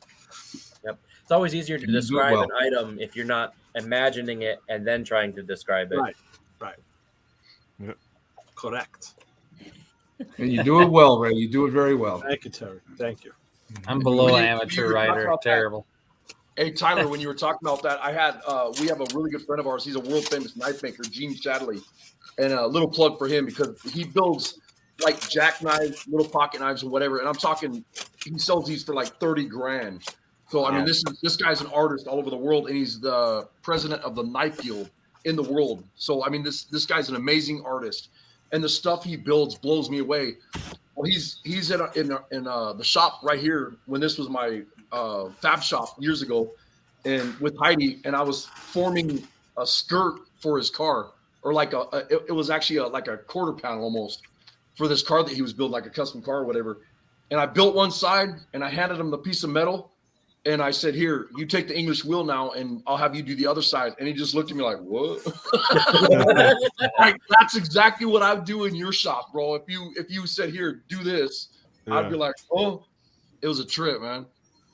Speaking of that oracle, I just had a guy here at the house last week to look at one of the air conditioners, and we're talking about swords and knives, and he shows me a picture of this Tonto sword that he had made, and it was like 250 folds of metal to make the pattern. Talk about the most gorgeous thing I ever saw in my life. Yeah, Damascus is amazing, man. Yeah.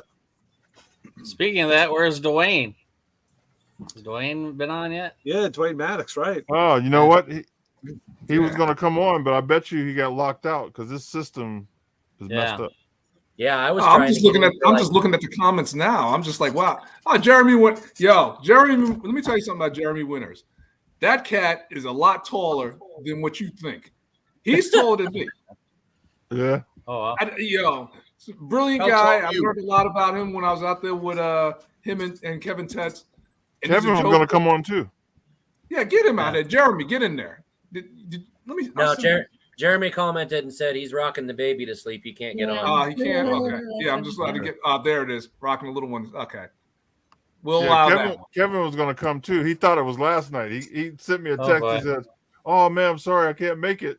He was doing some stuff. I was like, "Oh, that's okay, but it is tomorrow." He said, "Oh, I still can't make it." Yeah, I don't like it. I did get to talk to Kevin for about 15 minutes down at LS Fest, and it was really cool to finally get to meet him in person and shake his hand, and it kind of strung all the dots together for him. Having been on the video call at the shop and everything, so it was really cool. Yeah, he's a good dude. What'd you think about the Miata?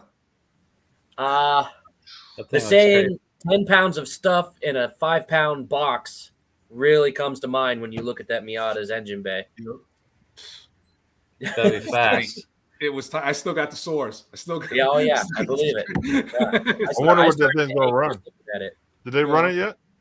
Oh, yeah, they took it out for a spin, and because I had left. Jeremy had stayed because I had to catch a plane, and Jeremy had stayed when they actually took it out. When I left, they had just put it on the floor. It was nighttime, so they wanted to, check some more stuff out, and then so the next morning they came back, and I had to leave. But yeah, it ran. I don't know if he ran it at I didn't see any like laps that he did. No, he was gonna try and get it out on the autocross course, but I think he was too busy at the Holly booth to break away. Yeah. What motor do they put in it? I think it's 6.0. Yeah, 6 liter with the LSA blower on it. Yeah, that was supercharged, man. Totally insane. So you put an LS motor in a Mazda Miata. Yep. A blown LS motor. A blown LS motor and a Mazda Miata with what rear end? I think it wasn't a Ford 9. We're not even thinking about hooking up. That car's just. I'm just thinking about transferring power. I'm not worried about hooking up at this point. Yeah, that's just going to be a smoke show. I'm not sure what rear end it was. I'm going to say it was like a modified Ford 9-inch, maybe. Okay. Way shortened.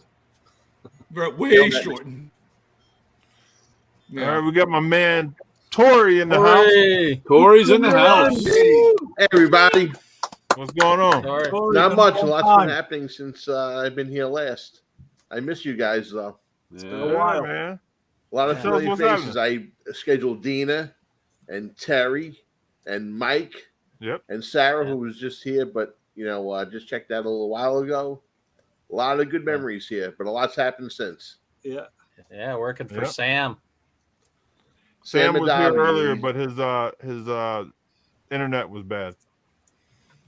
Ed said he got his headset and everything, so I'm going to exit so that there's an extra space for Ed Beard to come in. Now you can go ahead. You can go ahead and stay on. I'm going to go ahead and call it a night because I got to get up early, go up to Andy's tomorrow. Okay, Paul. Appreciate you, man. Thanks for coming on. Paul. Yeah, I'm going to check out too because everybody's got home right now, so it's going to get kind of crazy. So right. All right, love you guys. Go ahead. Congratulations. All right, Arco. See you guys later. All right. All right. Yeah, Arco. Okay, Dina, I got a question for you. For Dina, I have a question for you. Who does? Who said that? I do. Terry. Who? Oh, hi, The Terry. man in the middle. The only one that sounds like Terry. Hey, hold on Hey, one Terry. second. Let's tell the people to go ahead and jump in. Ed, go ahead and jump in the. Wait, is that him? Hold on. Yep, we got him. Okay, go ahead. And what about There Justin? he is. Justin My man Airbats is Ed. working. Dina, are you going to SEMA this year? Does I he am have the not. link? Oh, I am not Hi, Ed. going to We're not miss gonna it get down this with our year. bad selves. I didn't run know. into you. Life is getting in the way this year, unfortunately. I understand. All right. Well, we'll Rain check. Rain Yeah. check. Yes. I didn't Rain check run on into the her last dancing. SEMA. I missed you at last SEMA. Now you're not going to this one. I know. What about We caught her in the hallway. Last SEMA was so crazy. It was like I'm trying to get everything done, but this year I'm wondering how it's going to be this year with, the biggins that are backing out. Well, it's just giving. I think it's giving the littler guys more shine. I'm kind of hoping so. And last year with the ones that did back out as well, and then Chip had that whole room to himself. Yeah. Which, let me tell you something. I dug that room. I spent a lot of time in that room. I bet. I think I cruised that room like 3 or 4 times. I love that room. I was in heaven because I got Bud Brutzman, who's a producer of Overhauling, gave me a tour, and I was like in heaven. I'm like, I can't believe what's happening. I spent so much time in that room. I mean, like 3 or 4 times I went through there, and because I was helping Tracy, just across the hall with, the Quarter Mile Foundation, so that was a lot of fun. But, and then with my meetings and stuff in between.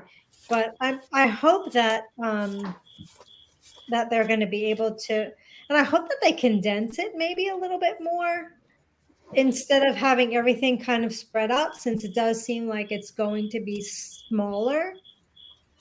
My guess is they'll do what they did this last year. They put a bunch of seating areas. Remember? They had a bunch of tables and chairs in those areas. But I'm hoping they condense because, they had stuff on the other side that was in a big hall, but all spread out. It's like, why bother? Just put everything together instead of making people walk all the way to the other side. It's crazy. It just didn't make any sense. They had the new building, so they wanted to probably showcase that. Yeah. They might want to get over that. Which is another million square feet or whatever. Yeah. Well, I was trying to get in touch with someone to have my stunt team take the Knight Rider car out and do a stunt jump, because it's the was it the 40th anniversary? 40th anniversary, I think. Yeah. Nobody got back to me on it. I reached out. Yeah.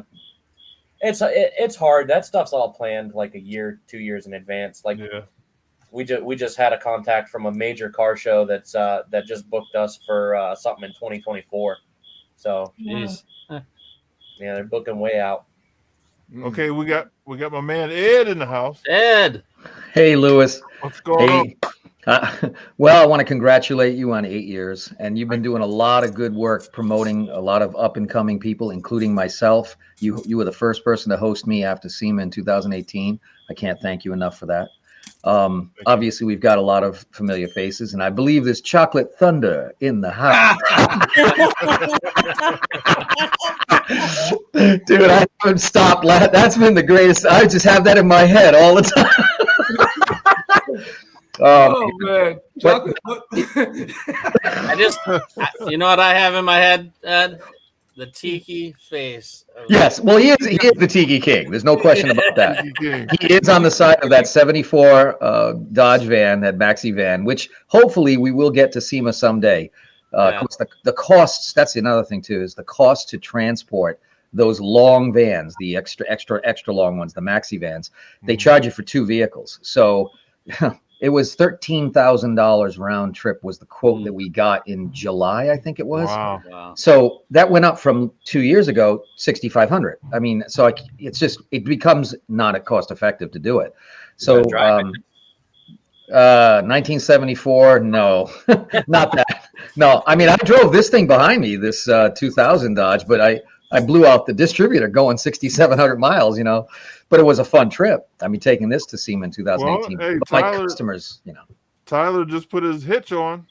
Where are they coming from? South Florida. So it's as long and as far as you can get. They figured it out. They were going to do the bus. They have an RV, big bus version. And no matter how you looked at it, the cost of diesel, it would have cost them about $8,000. But then they've got to deal with all the extra stuff, the hotels and everything else instead of flying in and flying out. And I can't put my customers through that, especially. Yeah. So we do have the Mitsubishi Evo that I just did, that 2012 race car, now retired to a custom car. They're excited. They're going to bring it. They're going to bring it for next year. So it was too late in the game to do it this year. But getting back to you, Lewis, and what you do here with this show and all the people that come in and all of you that support up and coming talents and stuff. I wanted to do a shout out to this young lady. You might have seen her. I've already posted her on my Facebook page. She's doing very well. Her name is Danielle Vaclavec or Vaclavic. It's Vaclavic, I believe. And I'm going to send a message to her to touch base with you, Lewis, because she first came to my studios and my fairs and vending, trade shows back in 2007 or 8. She was just a kid in high school, junior high school. And I've mentored her all these years in airbrush and learning the skill of art and muraling on automotive. And she's done really well. She's out of Massachusetts, and she's basically done, I think, like 12, 13 jobs. And she's also a mechanic, and a hell of a mechanic. She was just over at Bogi's doing some work on her SEMA project. She came in and, did, I think, 5 or 6 days worth of welding. She's multi-talented, but she's especially good at her airbrushing. And so a lot of times if I get too many jobs, I'll forward them to her. But she has never gotten any real, exposure to the people like us, that we're mentors. We try to help people coming up and coming in the industry. She's 25 years old. And I think the other thing is she wanted me to mention this. She, like me, she kind of picks up this philosophy. She sees no color, no gender, no nothing. She doesn't really subscribe to the idea that I have to be all girls garage in order for me to do my stuff. She looks at it. She should be recognized as an artist and a mechanic first. Everything else is secondary. Yep. And we are all colorblind and we are all gender blind to this. And so she wanted everyone to know that. So she's trying to get connected with everyone else, and to be involved in a more kind of just let's focus on what you do, your talents and your character. And that's really all we care about. So she's that kind of a girl, and she wanted me to point that out and make a mention of that. So I will forward information on her for maybe a future spot here or something. If you could maybe, she's amazing at what she does. She does videos right now where she's in the shop doing mechanical work, tearing apart engines, dropping in cams. I talked to her about you, Terry, as well. I told her to check out your station, but she is just a sweetheart. She's not too far from me. She's not too far from me. She can come down. We can do a couple of videos together. I'm all about doing videos with anyone. I don't care. Yeah. And that's what you do, Lewis. I mean, this is what the show has all been about. Right. It's about trying to help in connection, make connections, expose young people to this industry. Yeah. How can they grow? And that's the beauty of the show. Thank you. But I want to give my man Ed Beard some props. Dina, I don't know if you know what we were talking about me being the tiki god on the side of the van. We're going to go through it. This is some of the work. Well, let me see that Ed Beards did. He told me to take a picture. Okay. All right. And then, sketch, yeah. Let's go to the finish. Hold on a sec. Yep, there it is. That's him doing his thing.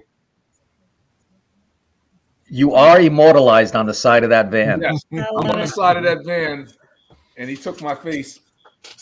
That's great. There it is. Oh, I love that. Tiki Amazing. Terry. Tiki so Terry. Amazing, Ed. It says Ed's Tiki amazing. in orange. That's his stripper name, Tiki Terry. No, it's Chocolate Thunder. Chocolate Thunder. Depends on which club he's in. Exactly, When he's in the Cougar Club, he's Tiki Terry. Oh, man. That was one hell of a night, man. I still laugh. I still laugh about I think you Ed and was Terry. there too. Oh, the Tri-5. We were Yes. sitting in the 55 for like 4.5 hours at Yeah. SEMA. Yeah, we were supposed to be. Yeah. We were supposed to get to Steve at night. We were sitting there watching videos of George Benson on roller skates playing the guitar. Yes, give me the night. Yeah. And we were out. It was a great time. I thought we were on some kind of drugs because we were laughing so hard. We were almost crying, half the time. Joe Joe Mealy. And by the way, he says hi to everybody. I just talked with him day before yesterday. He's going to be that 55 Chevy is actually, I think it's going to be on. It's one of the shows that's featuring. It's a big show that kind of features moonshine runners and rat rods and all this. I don't know where it is, what state it's at, but he's going there in about a couple of weeks. But that 55's done pretty good. And so that was a lot of fun. I mean, to be in that, of course, the fact that we never got to see Magnante because some bozo didn't know what they were doing. And they stuck us in a line, sitting idling with a friggin' 1,200 horsepower engine. Like, that's not going to work. Right. But we still made the best of it. We did have a lot of fun, and we did listen to George Benson. And I just remember Joe going, "This is my life." This is this. I don't know. Somebody said, I think it was you, Mike, and he made that comment. He says, like, "Yeah, this is what I was looking for. This is why I came to see him." Remember that? He said this was supposed to be his happy place. His happy place. His happy place. That's what it was. This is why I need my happy place. I tell my you God. something. That car opened up my eyes because, like, I was always on the fence about bushings and polyurethane rubber. That 55 Bel Air. It was comfortable, it handled, and it was on. I asked him, I said, "What control arms and what bushings are you using?" He says, "Factory original. It's like rubber." I was like, "Are you serious?" He goes, "All rubber. Every bushing on that car is a rubber bushing, not poly." And it was the most comfortable car that I've ever been in that pushed that much power. I mean, it was smooth. Well, he's pretty much kept it factory. I mean, he didn't tub it, and all he did in order to fit that, that's a Shafarov. What is it, a 455 or something like that? Shafarov engine, Shafarov out of New York, and all he did was back the cross member, I think, an inch. He had to pull it back an inch, or pull it forward. Forward an inch. Yeah. So he didn't have to cut the firewall. Yeah, that's it. He's done nothing else. Everything he's done is buried in the fenders, the battery, the fuel, all that, the additional coolers. He's amazing at engineering, and he did all of that. He did all that engineering. Joe really did, and he recast factory parts because he didn't want to have anything from overseas. Who does that with a 55? Wow. Yeah. Wow. And that car went on the History Channel, was it? Was it right after? Yeah, it was on the hit. Yes, correct. Yeah, that was kind of cool, because I got to describe how the mural was depicting the 55 basically trying to get away, blowing through the shed where the still and the copper, the copper still and the collecting barrel, the old collecting barrel was exploding, and they had the actual. I actually made 1955 issue serial numbers so they were accurate to actual serial numbers of $20 bills, and they were strewn across the hood. Everything's on fire with moonshine fire, which is a rainbow fire. And then there, of course, whatever you'd find in that still shed, which would be things like wanted posters, and those were the portraits of the people who built the car. So it was very personal to the guy. And so Ed, sure, hello. Ed, for people that don't know you, Ed is one of the best airbrush artists I've ever seen. So, Ed, please tell them your websites and how to find you on the internet and see all your stuff. Sure. I mean, if on the automotive side, you just go to airbrushbybeard.com. So it's just airbrush by and then beard, BEARD, facial hair. And that'll show you all the stuff that's automotive related. Yeah, I mean, obviously the vehicle behind me, this van of mine, this was a 2000 Dodge van that I bought brand new. It was just a green cargo van. We beat the hell out of it. It was just about 249,000 miles on it when it was just hit by deer. It was rotted out. We're going to junk it. My buddy and my son said, no, let's make a hot rod van out of it. And I'm like, that's insane. I have to strip it down, take the windows out, take everything, engine, tranny, suspension. We did. We stripped it down, rebuilt it from square up, soundproofed it. And then we had the engine rebuilt, put the tranny in, the exhaust, rear end, changed the gears, made it so that it would be highway because I knew I was going to drive this thing. And then sat it for about a year with just black paint on it, just to see how the body looked. And then block sanded it again till it was nothing but smooth as it could be. And then I began the murals in 2011. And then in 2012, I pretty much finished it in February. And everyone says, well, why is the subject matter, the dragons and wizards and so forth? I said, it's because for 30 years, I illustrated for Dungeons and Dragons and for game cards like Magic the Gathering and all that stuff. So working in the game industry. That's where I get your name from. Yeah, that's where you heard my name from. Yeah. So, being in that field in the comic and my stuff's like a lot. I do a lot of art for Spencer Gifts and Hot Topic. I do all the posters, the album posters and stuff, and then jigsaw puzzles and calendars. But it was always dragons and fantasy. And so anyways, that was why I chose the subject. But I have drove 89,000 miles since you saw it, Lewis, at SEMA. Yeah. So, 6,700 started it, and then that's since 2012. I've only cleared it twice. That was it. Listen, and people say, how do you do that? I'm like, because if you don't drive it, nobody sees it. Yeah. Right. When I met Ed, I was walking. This was how many years ago? 5. 5, yeah. So I'm walking. I'm looking at this van. I'm like, man, that's a heck of a wrap. And so I'm getting closer, and I'm telling my wife, because nobody's going to paint this much. You know what I mean? This is a lot of paint. So I'm telling my wife, I was like, look at this wrap. So we step up to it, and I'm like, wait a minute, this ain't a wrap. And that's the first time I met Ed, and I was like, dude. Yeah. You know how many people see? This is the truth too, guys. No other show, and I just went to 2 shows that's a rare occurrence that I take these to shows. But this weekend, I went to the Dodge Mopar Kaiser Brothers show, which is like top Dodges in the country. And here I am, this little 2000. It's just a 2000 cargo van done up with some murals and interior. And I come into the show, and I take best of show. Boy, did I have the daggers, the people with the eyes like. You got a $300,000 Daytona in mint condition. And I'm like, this guy. So who is this guy? But I do, speaking of people at SEMA and only at SEMA, never in all the years I've taken this car around, did I have other professional painters picking at the edges of my body lines or, the separations of the fender from the door. And I'm like, I had to put a sign, guys, it's not a wrap. Stop picking at the vehicle. They're trying to find the edge, but no other show. Everyone else respectfully, this is not. But what is it about? Well, it's got to be hands-on if you're at SEMA. No, you don't. You don't pick at the van. So I have to warn my customers: if you want to take it to SEMA, be ready because they're going to try to pick at it and see if there's a wrap on it. That guy that was a professional the wrap guy there, he finally came over to me and he said, "Can you please stop? Could you please tell people?"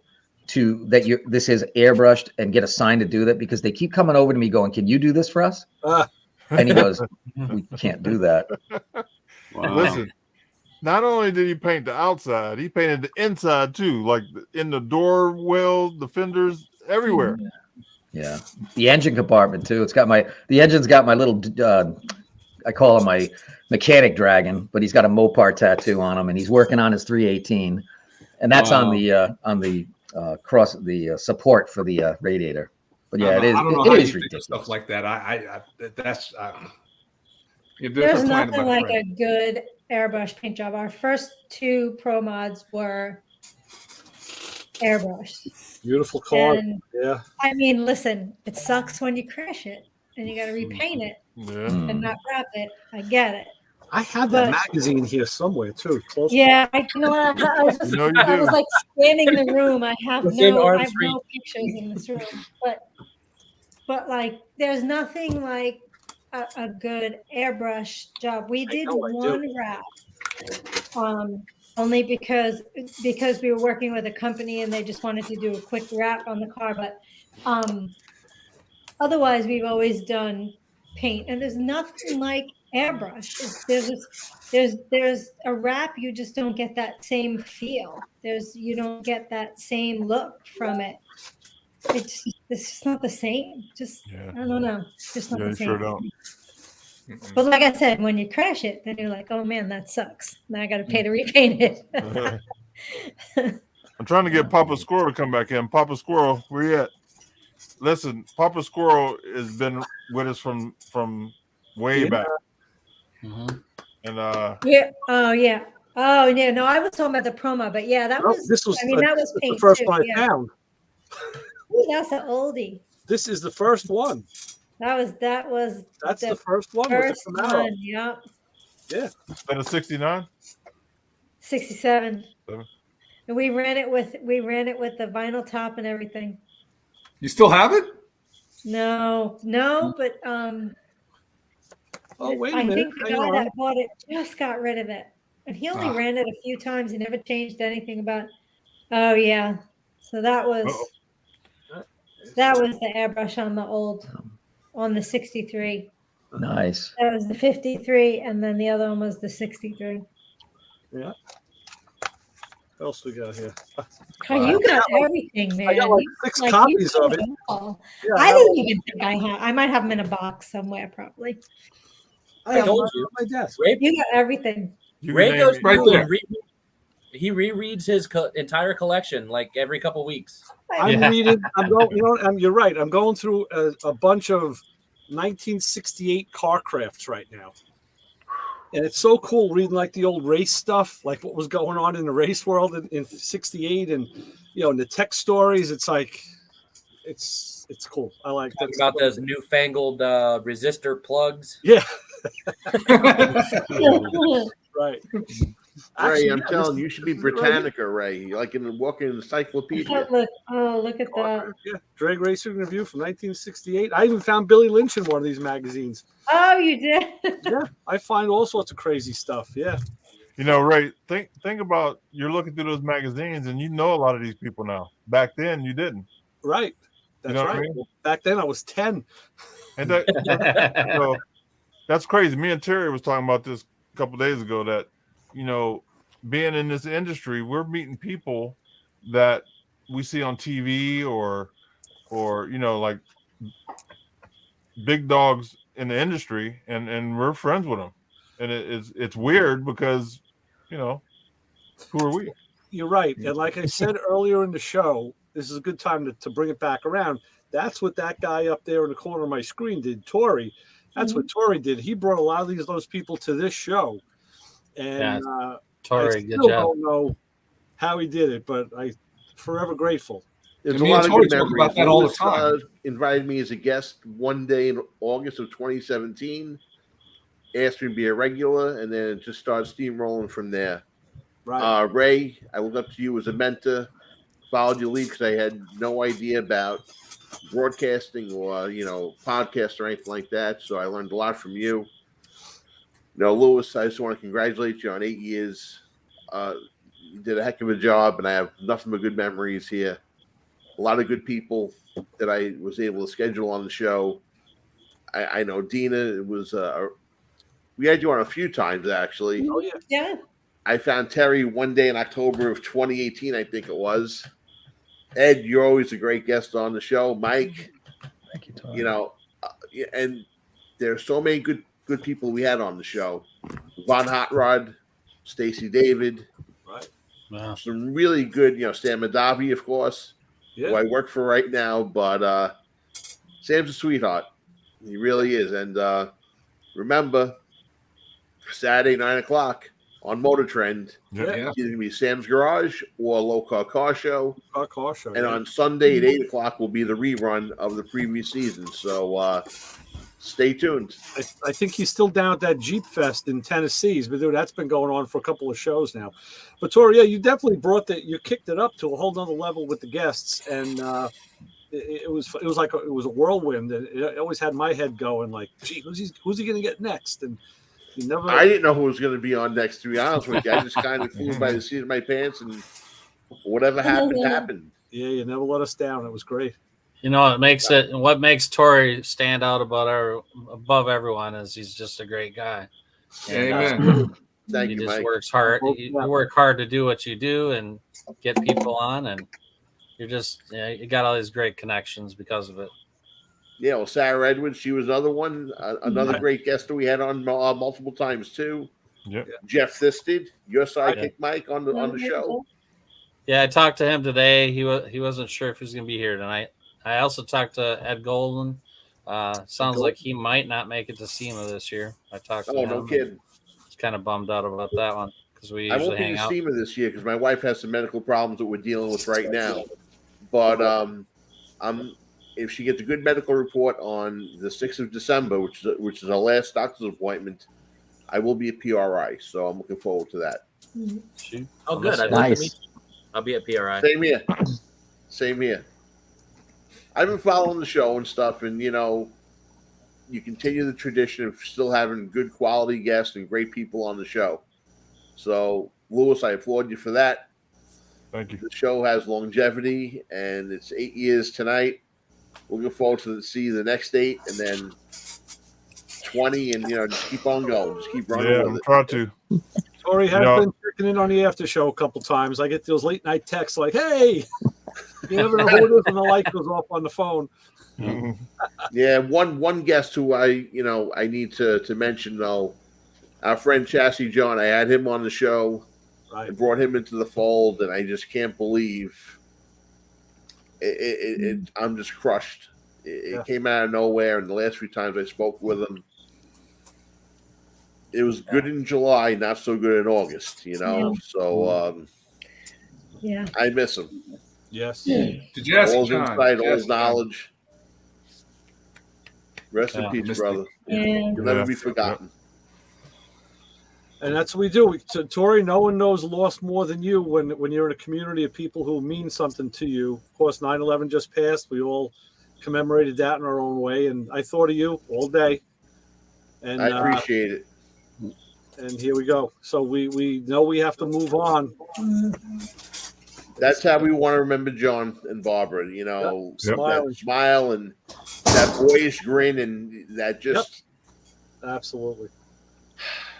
You'll never be forgotten. Yep, never. Very true. All right. On that note, I'm going to have to go because Andrew has a man cold, and I have to go take the dog. I see he's not a good patient. Like I'm not a good patient when I'm sick too, Dina. Right? And I know, and John could totally appreciate it if I say that too. So. Right. But thank you. Happy 8 years. Thank you, everybody. Good to see you. Thank you. Good to see you too, Dina. I much appreciated because you guys always support me, and I do appreciate that. Thank you. Good night, Dina. Awesome. Thank you. Have a good night. Night. And on that note, I have to head off on myself. I got to because 5 o'clock comes very early. And I see the little guy. He's running around. I don't think I see him, but it's his birthday. Hey, go to bed. Hey, happy birthday! Happy birthday! Right. So, gentlemen, hey, listen. It's to another 8 years. Justin, you came in a little late, but we missed you. Everyone, glad to be here.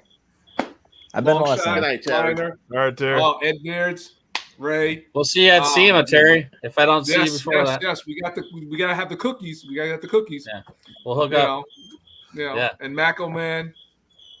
I still love you, man. Don't worry. It's all Terry, give us your final. Give us your out saying. As always, gentlemen, be easy, and I'll catch you guys real soon. Got it. All right, fella. Nice, Terry. See you, Terry. So look what I got in the mail, Ray. Oh, you got it. Oh, there it is. My jeweler is right over there. I'm waiting for him to deliver. Hey, this thing listen, is if you were buying Rolexes and stuff, you'd be able to finish that bus a lot quicker. Man, if you want a nice watch, check out Brad Fanshaw. He has beautiful Bond Speed. He has beautiful watches. Bond Speed watches. He was a good guest too on the show. Yeah, he was. Yeah. He was. Yeah. Look, this He's is a a good guy. Leatherman tool. Something special. Each thing is a different tool. Like every section is a tool. Listen, I hope one of those isn't a 10 I was just millimeter. watching MacGyver tonight, and his big thing was a what do you call it? A Swiss Army knife. Swiss Army knife. Nothing on that thing. That's got nothing on it. No, but that's what he had. I hope one of those isn't a 10 millimeter because it'll disappear and then you won't have The whole thing will fall off. Yeah. Tori, one of the guys, the show has ever evolved with guests and friends, and Justin is one of our. I don't remember exactly when Justin came in, but he's one of our newer guys who's fit right into the late show crowd. And Justin works up at American Gas, a hot rod shop in Saginaw, Michigan. Justin, meet Tori. Nice. Tori, meet Justin. Justin, Hello, Justin. You too. You want to see a guy build a set of stainless steel headers? Whoa! Justin, Really? talent, man. Yes. It's nice to finally meet you in person, Tori. I know we've been talking a bit on online. Same here. So. Same here. Are you going to be at PRI in December? Oh yeah. You know what? I'll send you a message via what do you call it? Instagram. Yeah, whatever we've been using. I'll give you my cell number. This way we keep in touch, and we'll get together during PRI. I can make it easier. I could do that for both of you because I got both of you contacted. Wait a minute. Now you're stepping on. Wait. That was my job, Ray. Remember that? the phone numbers. That's right. But who do you think I learned it from? See, you're saying I mentored you. Well, you mentored me too, bro. Well, I learned from you. You learned from me. It's all good. That's how it works. Sure is. That's how it works. I'm telling you, I'm blessed. And I'm better for knowing all you guys. That's a show I would actually like to attend. Where is that show held? Indianapolis. It was better when it was in Orlando because right. it was during December, before Christmas time, and you know how Florida is in. The weather was a little better. Nice and warm. The weather's beautiful. I get the reason why they moved it to Indianapolis. The only problem with that is, though, they should have done it in May when the weather was warm and not in the middle of winter. Right. I'm going to freeze my socks off over there, but I'm going for Sam, so it'll be worth it. Yeah, it's cold. And their building, that building isn't a real good building for an event like that, because it's like 5 or 6 buildings put together. So you got to go in a building, out of a building, around a corner, in another building. It's kind of weird. But, I think a couple years ago we were down there. We got lost 3 times. Yeah. It's like Spinal Tap, right? Going through through the tunnels. We had to ask the same person for directions twice. I think she thought we never left. Yeah, it's kind of crazy. But you got to walk around with the attitude like you know where you're going, even though you don't. You got to try to fake it a little bit. Listen, you're from New York, Tori, you walk around the supermarket like that. Come on. So we met Justin at PRI in person. That was nice. It's so nice to meet people in person. So what type of credential do you need to get into PRI? Media. I asked Sam for a pass and he got one, so I'm going under Power Scope Productions. Yep, I just sent him a picture of my business card and said I was a purchaser. I think something like that. Yeah, we're signed up kind of the same way as a shop under a business speed shop stuff, technician type of thing. Right. Yep. Ray, you would go under media. Yeah. And it's free. Yeah. Right. Free. Yeah, do you go into SEMA? It's free to get in. No, I've got no vehicle. The one we were going to have was just too much money, and then by the time I had been able to talk to the customer Weaver that just did the Mitsubishi, it was too late for her. They had already booked other shows, but next year for sure, we're definitely going to go, and it looks like it's probably going to be the Mitsubishi Evo. Hey, Justin, you're out of Saginaw, Michigan, right? Yeah. So I was just up there during the Back to the Bricks. Okay. Yeah. Have you been to? I'm assuming you've been there. That was insane. A few times. I didn't actually get to go this year. I was sick that weekend, but Back to the Bricks is great. That whole group of people that put on that show, they do, I don't know, probably a dozen events throughout the year. They do a promo tour, which is 4 or 5 shows throughout a week with a road trip. They do just phenomenal events. I would say, I have a building at the Michigan Renaissance Fair because I do fantasy art. I've been there for 22 years, and I was tuned into the Woodward cruise. So I did Woodward a couple of times, and then I think it was back, not quite when it began, maybe a few years after Back to the Bricks came to be, but all of a sudden that thing exploded, and it's overtaken Woodward by far. There were people that were there at 2 a.m. in line waiting until 10:30 the next day. The road was backed up. They were blocking all of 75, all the way back to 75. It was crazy. Yeah, they put on some amazing events. Like I said, we hit as many of them as we can. Is a trade show of type environment, just outdoor events? They do a few different ones. They have one in usually in February, a couple weeks before Autorama. That will hit like an indoor deal at the ice arena in Flint. Like I said, they do their promo tour, which is a big tour around the state, the big show, outdoors, obviously. But yeah, I mean, they do everything. Yeah. We've had them stop by our shop a couple times. Yeah, they do it right. We see them in what is it? Mega. I think the store is called Mega. It's like diners. Every one of them have the promotions and the flyers. I see them in every supermarket. I mean, they really do promote the heck out of it. You have a great show there. And it was also bringing celebrities from all over the country. Oh yeah. Yeah. Yeah. A couple of years ago, we took one of our cars. We usually take a car every year, and we ended up parked next to Horny Mike. Yeah, from Counts. Oh, that's my boy. That's 2 years ago, or maybe 3 years ago. No, it was 2018. No, 19. So 2019, I'm walking through, and all of a sudden it's Bob Seger. And he's just like casually walking in the crowd, just getting a hot dog. And it was the people we were with said, yeah, that's Bob Seger. I'm like, what are you talking about? Why is he just, he's a regular here. He just walks around. He's a big car buff, and he loves, and he's over there signing people's cars. That's the kind of things that can happen over there. It's amazing. Oh yeah, that happened to me at where was I? Might have been, I don't know where I was at, one of the big car shows, and I'm standing there, I was like, man, that guy looks like the dude from ZZ Top. And so I'm standing there next to him, and we're talking. And Billy Gibbons. Billy Gibbons. Yeah. Yep, it was him. Because you don't think he'd be standing in a food line, you know what I mean? He's standing there waiting in line like me. Oh, that's like that story where I took my dad to his first ever Top Fuel drag race. It was NHRA Nationals at Norwalk. And we got separated while we were walking around the pits and whatever. So I went back to the seat, and like 30 minutes later, he comes walking up, and he goes, "Yeah, I got stuck behind this group of people that were just standing around, and I didn't know what was going on. I was just shuffling through, it was packed, blah blah blah." Well, I get to the front of the line, and this real pretty blonde girl takes my hat off my head, signs that under the bill, and hands it back to me, and said, "Have a great day." And I took his hat off, and I look, and here he got his hat accidentally signed by Brittany Force. So, speaking of the Force, me and Terry was at SEMA, and John was there, so we caught him, right? So him and Terry did a video, and he was like, "Where's Brittany? Brittany, come here!" And Brittany was over getting a hot dog or a pretzel or something. So it's funny you said that. Yeah. It's crazy. The car community in general is much more accessible than any other celebrity style thing. Like you go to a NASCAR race, you can get pit passes, you can meet drivers, all kinds of stuff.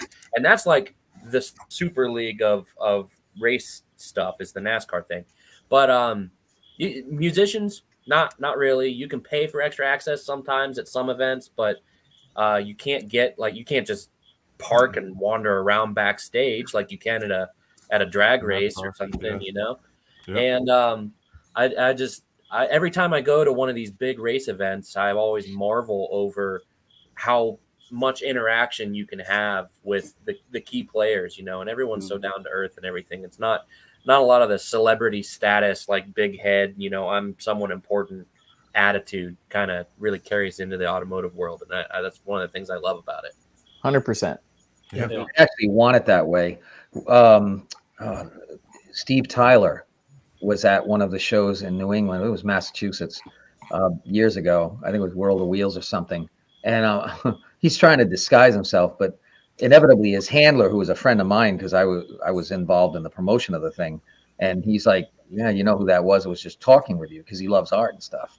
He goes, I said, "No, who was it?" It didn't matter to me. I was just having a regular conversation. Come to find out, he has visited I had a booth in King Richard's Fair for decades, and it was a regular customer of mine. He used to get dressed up as a green man, like with foliage and mask. So you never know who he was. Oh wow! His handler told me, he said, because he can't enjoy life like a real everyday person. So these are the safe places, like the car shows and those Renaissance fairs where everybody's costumed, he can blend in. Right. You don't really think about it that way. You go, wow, it's really challenging. Yeah, they get the big stardom, but they have to live like a prisoner. It's like I wouldn't trade that for nothing, Right. One of my friends, same thing. Brian gets on the tool truck. All these famous guys come in dressed like mechanics. Mechanics. Throw money at them. One of my friends was riding motorcycles with a bunch of people, and this was I don't know where he was at. Maybe Detroit or Chicago. I don't know if he was in Chicago or not, but he was riding with a whole group of bikes. They was like, "Oh, come on, you're riding, let's ride." So they get to a spot after like 2 hours, and a guy flips up in his hood, and it's Michael Jordan. Wow. he was riding with him all day. Didn't know it. Crazy. So in those 2 hours they were riding together, Michael Jordan made like $8.6 million. Yep. Right. Yep. He's making money riding. Making money run.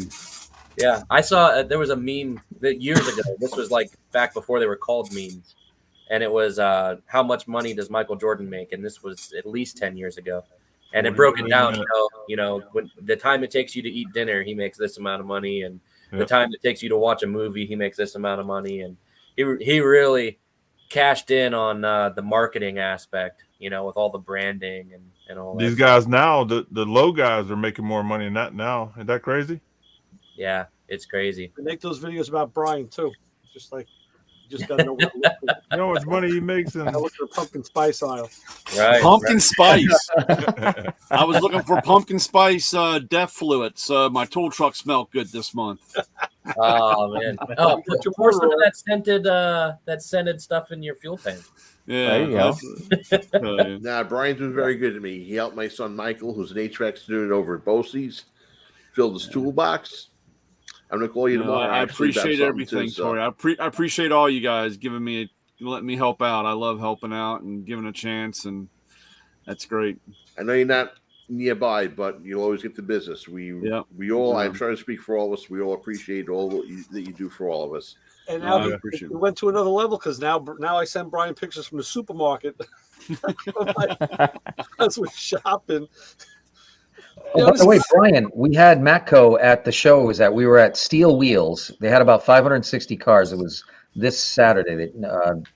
Sunday that just came by here in Pennsylvania, Central PA, Hughesville at the county fairgrounds, and they were like massive big rigs worth of Matco trucks. It was 3 of them. So you guys were well represented here. Wow, that's good. Yep, that's good. I'll tell you what, Brian got me messed around looking at Hot Wheels. Funny now. Every time I go to the store, I'm looking at them and I'm like, oh man, is this a good one or a bad one? They're all good, Lewis. You gotta buy what you like. It's more enjoyable. It's nothing about the money, but you gotta look at a couple. There are a few good ones, though, money wise. You gotta have the Brian eye. Yeah. It's okay. You can send me pictures. How about this? Because I get guys do that all the time. I get these pictures. If the wife ever steals the phone and think she's going to see chicks, it's going to be, why are there Hot Wheels in here? Brian, you're really sick. You know that? You're really, really sick. Ray, we're all in that category, aren't we? Yeah. I'm ashamed of you. Damn it. Why can't you just be normal and look at porn? I mean, why? And who's this idiot sending you pictures of donuts and pumpkin spice? Who's this jerk? Just my friends. It's tough, man. Tough. Well, I don't know. Every one of my friends collects Hot Wheels. We've been collecting for decades. I've got the Johnny Lightnings. I don't know if you guys ever seen those. Oh yeah, they've got the Elvira car and all that. I've had the Addams Family, the Munster cars, all those from like 30 years ago, and I have like box loads of them, and every now and then I'll go peek in them and I'll go, oh yeah, they're still there. Yeah. But you got to be. When we were kids, 60, 68, 69, 70, they had, they had the coolest cars. They had the Challengers, they had the Cudas, they had the Volkswagen with the surfboards on it.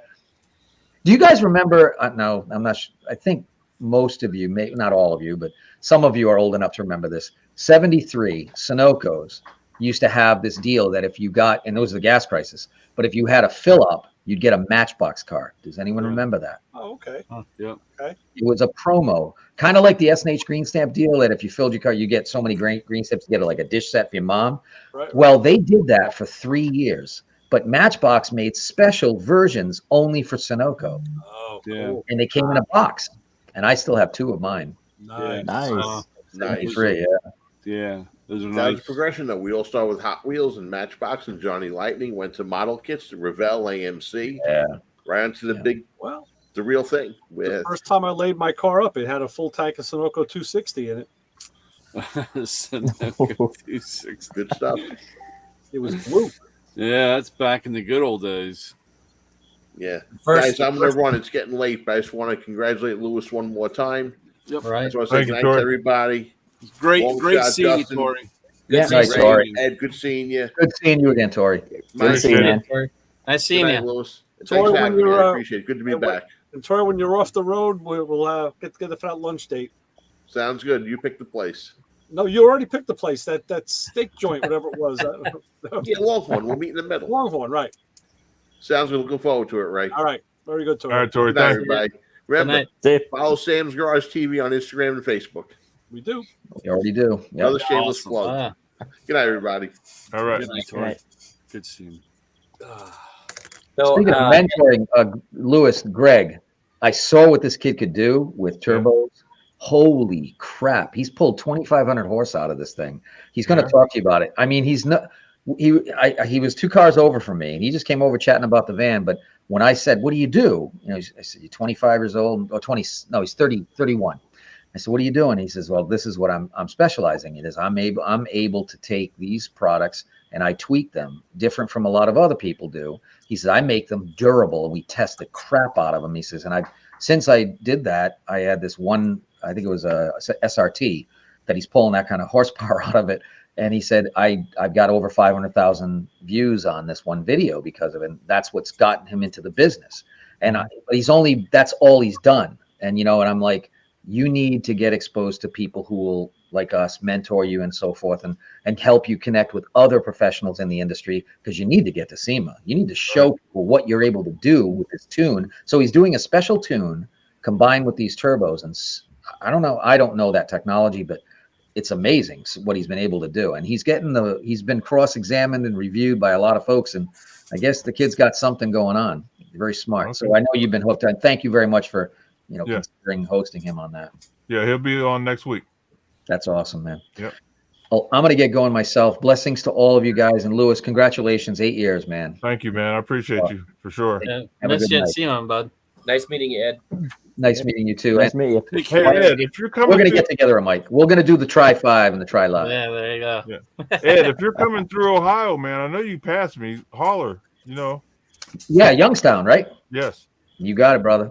All right. Good night. I can see the highway from here. Like all the time, I see people I follow on YouTube or whatever. They're posting, well, we're traveling from here in the Northeast over here. And I'm like, you drive by right there. I can see the overpass. Yep. You can hear the car bombs igniting. Yep. Hey, Lewis, did Jeff Thisted ever hook up with you? He went through Ohio a couple times, I think, this week. Listen, he posted a picture at Summit, right? And I didn't realize it was a Summit by me, because Summit's only, a few minutes from me. Yeah. And so I was like, oh, I thought you were in Ohio. And then he texted me back. He goes, I am. And then Tyler texted me and said, that's the one in Talmadge, because he's seen the towers. Wow. Yeah. So we missed him. You can always tell the one in Talmadge because it's got the amateur radio towers. Yeah. So if I would have caught it a little earlier, I maybe could have hooked up with him, but he had already passed. He was in PA by that time. Yeah, I know he was passing through there. Sounds like pretty. I was going to ask him. Forgot. We did a little podcast today too, because all those car guys, when they stop at Summit, I mean, it's cool, but it is just Summit, right? But right around the corner from there in Kent is a restaurant called Mike's Place that has memorabilia all through it, from you name it. I mean, he's got a life-size replica of an X-wing from Star Wars sitting out front. Yeah. Yeah. That was on one of those eating shows. They had the drive-in, or not, what was it called? Diners, drive-ins, and dives. Yeah, something like that. I remember watching that. That was pretty interesting. Yeah, Mike's Place is really cool. I take people there for lunch, and I set aside an extra 20 minutes just to walk around inside and look at all the different stuff. Wow. I have to keep that in mind. I think we might be going down to Ohio in November. My wife's got some family down there. Yeah. Oh, yeah. What part? I'm have to, Carlton. I think that's southern. Never heard of that part. Yeah. Let's see. I'm trying to pull it up, but my internet sucks. If anybody's ever on 80, you have to go through us to get the PA. So just before you hit the PA line, you're in Youngstown, holler at us. That's if you're going east. Yeah, or if you're coming in. I'd be like I said, that I'm watching a truck go by on 80 right now. And it's super simple to hop off the highway, swing by the shop, have lunch, whatever. Yep. I don't care if it's 3:00 in the afternoon. Hey, you hungry? Yep. Always. I didn't get this chubby by accident. These porn guys keep popping up in the thing. I need to hire them to get my numbers up. Yeah, no kidding. I just blocked. It's tough, Lewis. It's tough, man. I don't. We do these videos, and Lou Santiago is doing pretty good with his podcast, but getting those numbers up is tough. It's hard to break It's into a full-time job, really. Yeah. And it's those algorithms. Like Facebook has made it way harder recently to get yourself in front of an audience, because any post that you share that has a link, a hyperlink directly in it, automatically gets knocked out of the primetime viewership unless you're a sponsored page. Paid, yep. Yeah. Yeah. It's crazy. I noticed my Facebook doesn't get hardly anything. Yeah. I shared it with the- 30 groups tonight.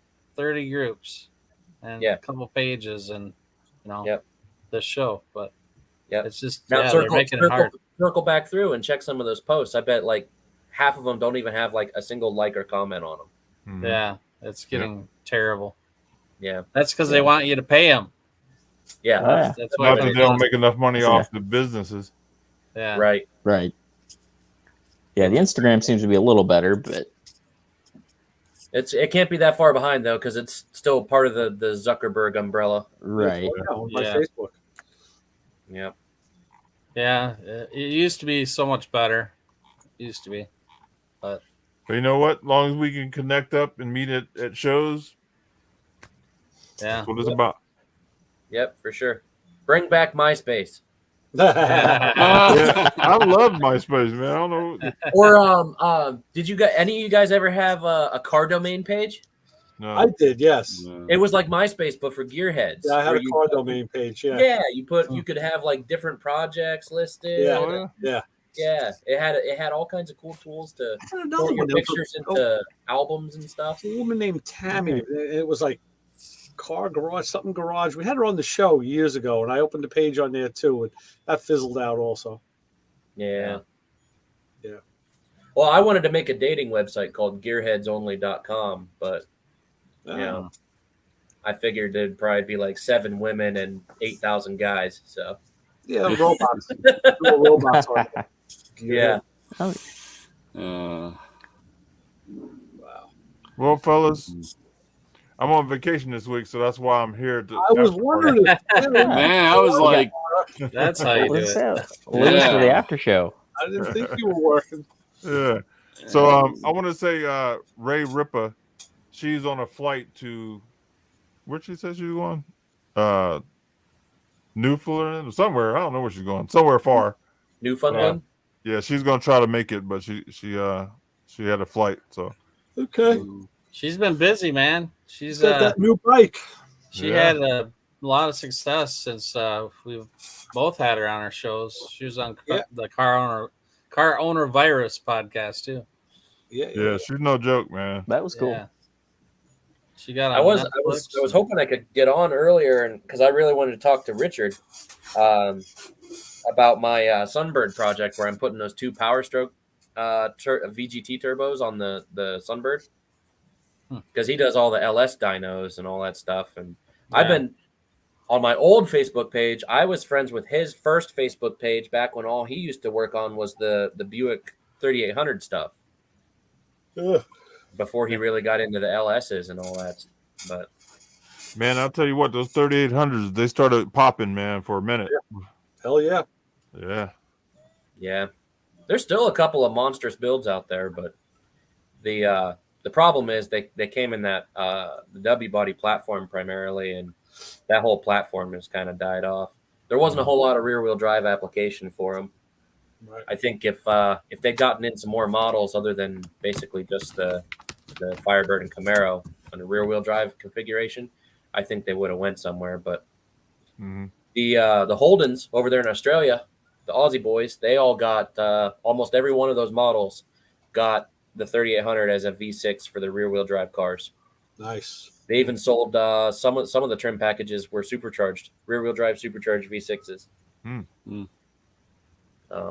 See a couple guys replicating the builds over here now, but I always wanted to get a GTO that had like a blown motor or something, the 04, 06 GTO, and build a rear wheel drive 3800 version. But I don't know. I'm swapping a 3800 into one of my boats, and I got so many projects. If I hit the lottery, you'll know because I'll be posting videos of all my projects. Yeah, right. That's all. I think that's all of us there. Yeah. We all Yeah. got So many ideas and not enough funding. Yep. Very true. That's about it. Hey guys, I'm gonna jump off, but man, I really appreciate everybody. We still got 10 people on YouTube. Yeah. Yeah, I appreciate everybody, man, coming tonight. And I wish I could have got all the other people that tried to get in. I'm sorry. The system had us kind of locked up, but man, I appreciate all the comments and everything. Please subscribe. I'm trying to get the numbers up. Hey, I'm going on a campaign in October to try to get to 1,000 subscribers, so I can go to SEMA and live stream on YouTube all the way through the whole week. So I need your help. So better have 5G. All right. Do you have 5G on your phone? Yeah. Because yeah, signal inside there is terrible. Oh yeah. You're You're gonna be one of 9,000 people live streaming. Yeah. Because I tried, and it's just hard to get a connection. Yeah, I'm coming with some equipment. Oh, yeah, there you go. Yeah, because I'm with some equipment. Yeah, I wanna do some new stuff this year at SEMA. So hopefully, see, you can't go live on YouTube unless you have 1,000 subscribers. Yeah. Now I can do it through this system, which I might have to anyway, but do it through this system, and then it'll shoot it over there live. You got to download one of these apps so you can check the Wi-Fi. Yeah. At the time, yeah. It looks like something perverted, Ray. It is. Yeah, what's going on there, Ray? No, actually, it's wrong page, Ray. It shows you what channels are strong too and what channel isn't. It really gives you everything. Give it to you, and it'll give you to engage form. Oh yeah. Yeah, it's all sorts of cool stuff. Fancy. Yeah. Well, I had a friend at the house. We did a mesh network a while ago, and I said, I would have checked this myself, but I didn't know how to do it. And he says, "Oh, wait." And he pulls out his phone and he opens up the app. I'm like, "Damn, where'd you get that?" He goes, "Oh, no big problem. Send me the link." Like, damn. Okay. Yeah, send me that link. I will. Yeah, me and Jeff were talking about YouTube, and you just don't get paid like you used to, even if you get that 1,000 subscribers. Advertising, just not there I'm anymore. not really worried about the paid, but it opens up. It opens up different options that you can do. Yeah.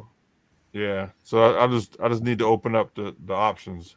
And that's what it really comes down to. It's I don't think anyone can afford to do YouTube full time these days without some serious sponsorship support because YouTube just doesn't pay like it used to. No, it's not. I got like 850,000 views on one of my videos from SEMA, but I haven't used it much. I got like 2,500 subscribers, but I don't know. Yeah. It seems like more work than it's worth. Yeah. That's how I feel, at least. But I'm still doing the podcast too.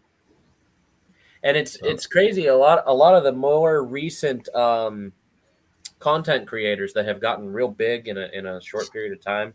One I'm thinking of in particular is that Cody over at Whistling Diesel.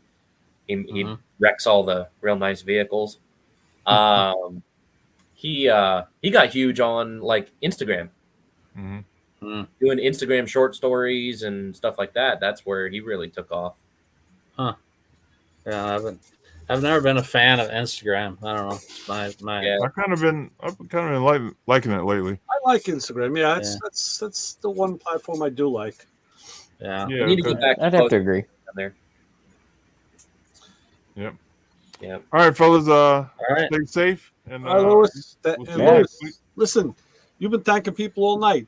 Let me take the minute to thank you for the whole inception of this deal and for having us be a part of it with you. Because without that, there would be no this. That's right. No, thank you, Lewis. Yeah, thank you. For not giving up, even through stealing your neighbor's ghetto wireless. Yeah. We did go through some tough times. Yeah. I think I saw you on live PD one night. Yeah, right. Climbing the pole. Yeah, live PD or whatever. We've gone through episode of Cops or whatever. We've gone through storms and like snow issues and all sorts of weather stuff, and we just, you know what, we just shift gears and move it on, and we just keep going. You know, I'll tell you what, man, I've had fun. Believe me, this is great. Oh, like I was saying earlier, though, you know, you have bad days. You know what I mean? And I'm like, man, I don't want to do the show, man, because you know I had a bad day. And then that's when my you wife, message me and you're like, I'm not coming on. yeah, then my wife would be like, hey, get out there and get on your show. So I'll come out, man, and you guys would pick me up, and you know what I mean? Yeah. Yeah. No, it's true. You never thought hauling cars would turn into this, huh? Yeah. You know, well, actually, I really started in the automotive industry repoing. When I was 17, I started repoing for a guy, helping him bring cars back. He had repo them and we would bring them back.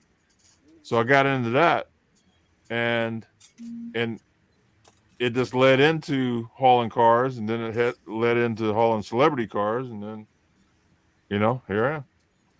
Right. And it's all from me loving cars. I wanted to stay in around them. You know what I mean? Because in 2008, when I sold my trucking company, I thought it was the end. I was like, you know what? I should use my college education and start a magazine. So that's what I did. You know what I mean? I started the magazine so I could stay in the auto industry. And the celebrity friends that I did make was like, oh, man, we'll help you. Come on. And so they started doing my interviews, and I started going places with them, and, you know. You never know what's going to happen and what we do, right? Nope. And it's never been about money because I never made any. I mean, no, I agree with you on that. I do everything for free right here. But, you know, you can't buy friendships that I've made on this show. That's true. Right. You know what I mean? So I've made way more money by friendships than money. So, you know. Right. Yep. Agreed. Yep. Very true. So everybody can donate $5 each. Cash App is in the description. Yeah. All right, people. Everybody in the chat room, please subscribe, help us out, share it, let people know we do this every Thursday night. And then Ray takes over the after show, and I don't know what they talk about because I go to sleep. All right, guys. I'll see you later. All right, Lewis. All right, we'll see you, Lewis. See ya. Oh, yeah. The after show. Yeah, after show. The after show is after already. Yeah. I was gonna say we're halfway through the after show already. That's right. Yeah, It's just weird. It's weird when Lewis sticks around. Right. Well, he's on vacation, so we can stay. Yeah, we had to behave ourselves. I mean, geez. Yeah, I know, right? No, we can let our hair down, you know? Yeah. Yeah, that's terrible. So Justin, I think I'm going to redo the entire exhaust on the G8 this winter. I'm going to 2-inch primaries, 3.5-inch collector, and I'm going to do 3.5-inch duals all the way out the back. Because I'm going from an F1A to a F1A 94, and we're gonna see if we can't make 1,100 wheel horsepower street drivable. So, I think you can do it. Yeah, That's we'll gonna be see. sick, man. 32,000 miles at 920 horsepower to the wheel, so we'll see if we can get another 30,000 miles out of the motor on the next setup. Heck yeah. Well, that'd be a good setup there. Yeah, I'm just really bummed that my favorite muffler doesn't come in stainless. Which one's that?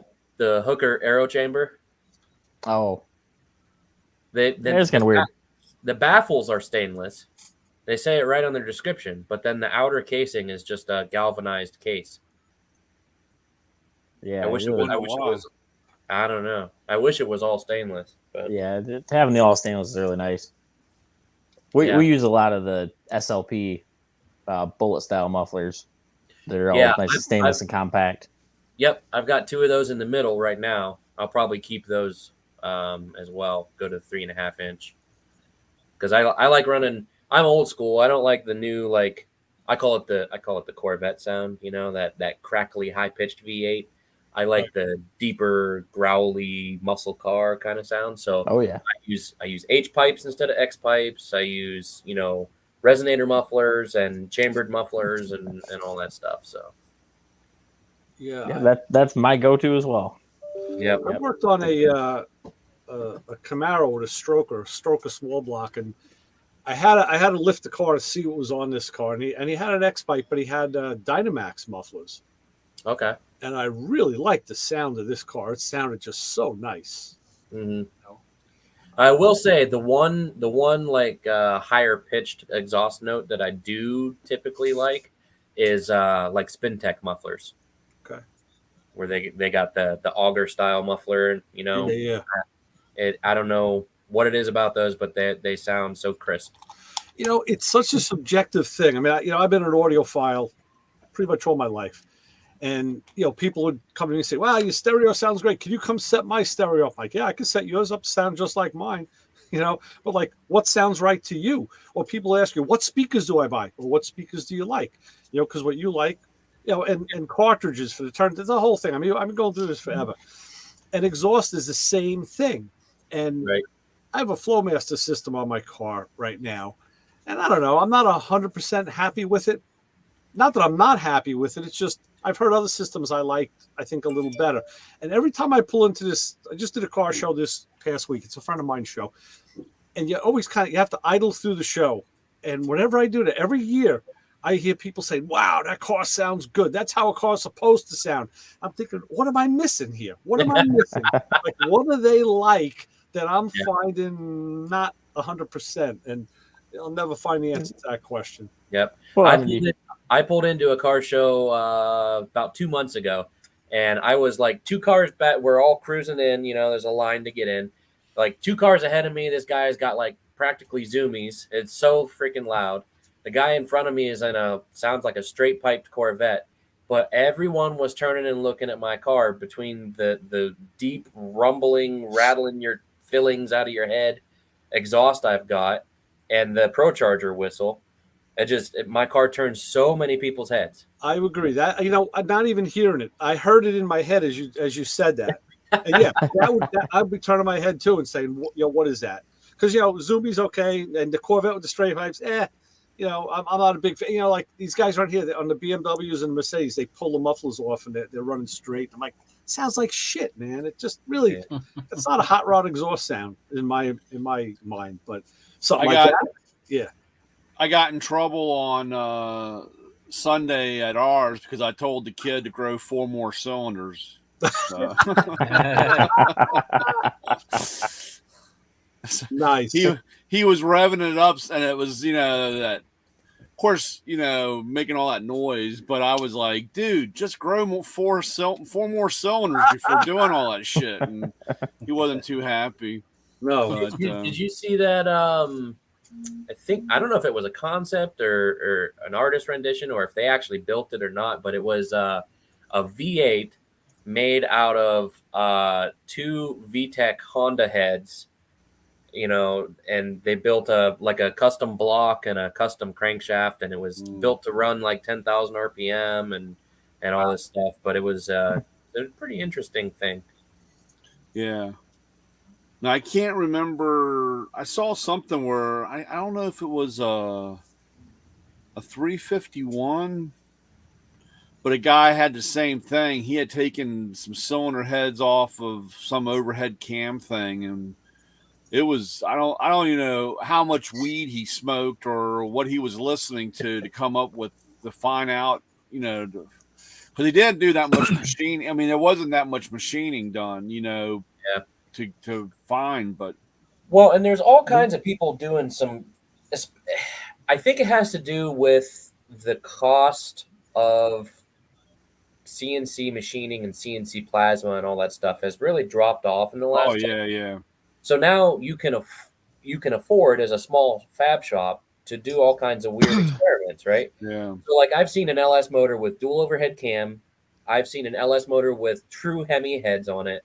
I mean, all kinds of, you know, different stuff that probably doesn't really justify the cost, but when you look at it, you're like, wow, that's kind of cool, you know.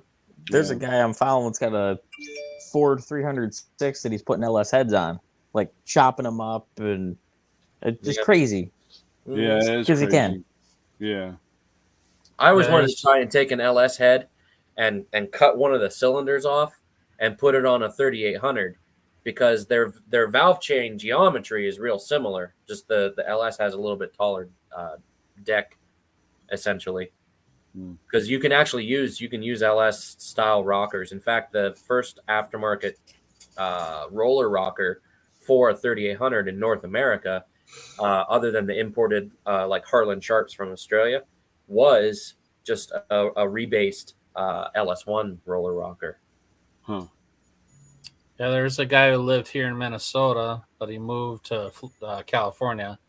He's got two 12-cylinder boat motors, and he's going to put them together and fit inside the engine compartment of a 57 Chevy. Nice. So that'll be... Is he going to do a W configuration? I'm not sure. I've seen he's ran the, they've worked on these engines for quite a while, and they have built custom exhaust for it. It's going to be really radical once he gets it done. He's already had one car on Jay Leno's garage already, and this will probably be on there eventually. There was a cool one I saw downstairs at Autorama this year. It was I want to say early 50s Chevy truck that the guy had 3 stove bolts in. One sitting in the center and then 2 kind of off on like a W. Oh, cool. Super, super cool. Wow. Yeah, well, apparently in this area, one of my friends saying he started kind of the pro street because he came out with a car way back in the day and tubbed it, and no one had seen anything like that. So I don't know if it's, if he is one of the first ones who did something like that, but he does radical stuff all the time. So never know. That's crazy stuff. Most of my customers are pretty mundane. They just want cams and superchargers bolted on and stuff. I want to build the cool stuff, like we want to do take an old 60s Mini Cooper and cut 2 of them in half and build a 4-door Mini Cooper and make it V8 powered and rear wheel drive, and I want to do all that kind of stuff. And no one around here wants to spend the money on doing that stuff, and I can't afford it. So, but have any of them sprung for a bag of the orange Oreo cookies that are out now in the supermarkets? Have not yet. I see mountains of these things. Yeah, orange Oreo. I shudder to think what a box of Oreos in Vegas is going to cost. I'm probably going to have to pack them in my carry-on. Yeah. Yeah, because we'll be out there while the reveal's Halloween night, isn't it? Yeah, I think so. Yeah. Yeah, so I'm going to be there. So yep. I'll be it'll be my first time at SEMA. Yeah. So, it'll be toned down probably a little bit, but we'll see how it goes. Yeah. It's just fun meeting the people, seeing your friends, and I'm looking forward to meeting and greeting and doing all that stuff, like displays of stuff. I mean, but you can see a lot of that stuff online too. So, right. Yeah. But there's still always cool stuff that you don't see, Yeah. Especially like you said, the reveal stuff, some of the builds. First time seeing a build and all that stuff. But for me, it's all about the social thing, interacting with people, talking to people, meeting people. What's the old saying, Ray? Pressing the flesh, right? Yeah, it's one of my favorite parts of PRI. There's some builders from Minnesota. Dayton Jacobson. He was a young gun builder last year, or last couple. He's building. It's like a 55 convertible. I can't remember if it's an Oldsmobile or a Pontiac, but the thing's gonna be pretty awesome. Twin turbo. It's a real different green. It's like a teal green, metallic maybe. I haven't seen it close up, but 50s car. That'd be cool.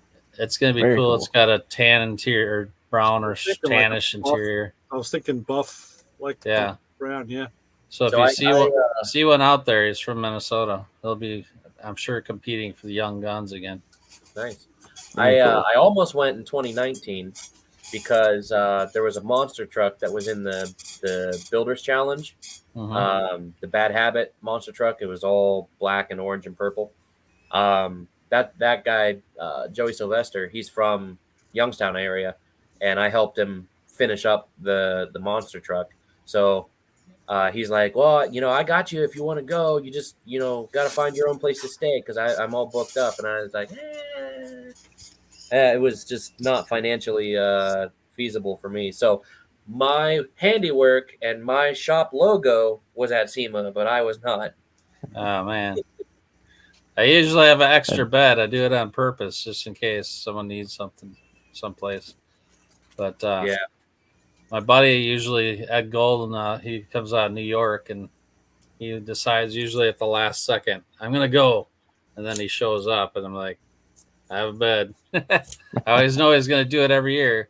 This year he says it's going to take a miracle. He was going to build a car to reveal it there, but it doesn't sound like he's going to make it out there with it. And again, expenses, probably hauling it out there is going to be part of the problem. Yeah, it's really a shame. Yeah, so cool to build something for that. Yeah, yeah. He's That's, done a couple reveals. That's the problem. That's the problem with so many other things. Just not that in general, but just everything in general. You can do one part of it, but the other, there's always something else that just makes it so more costly.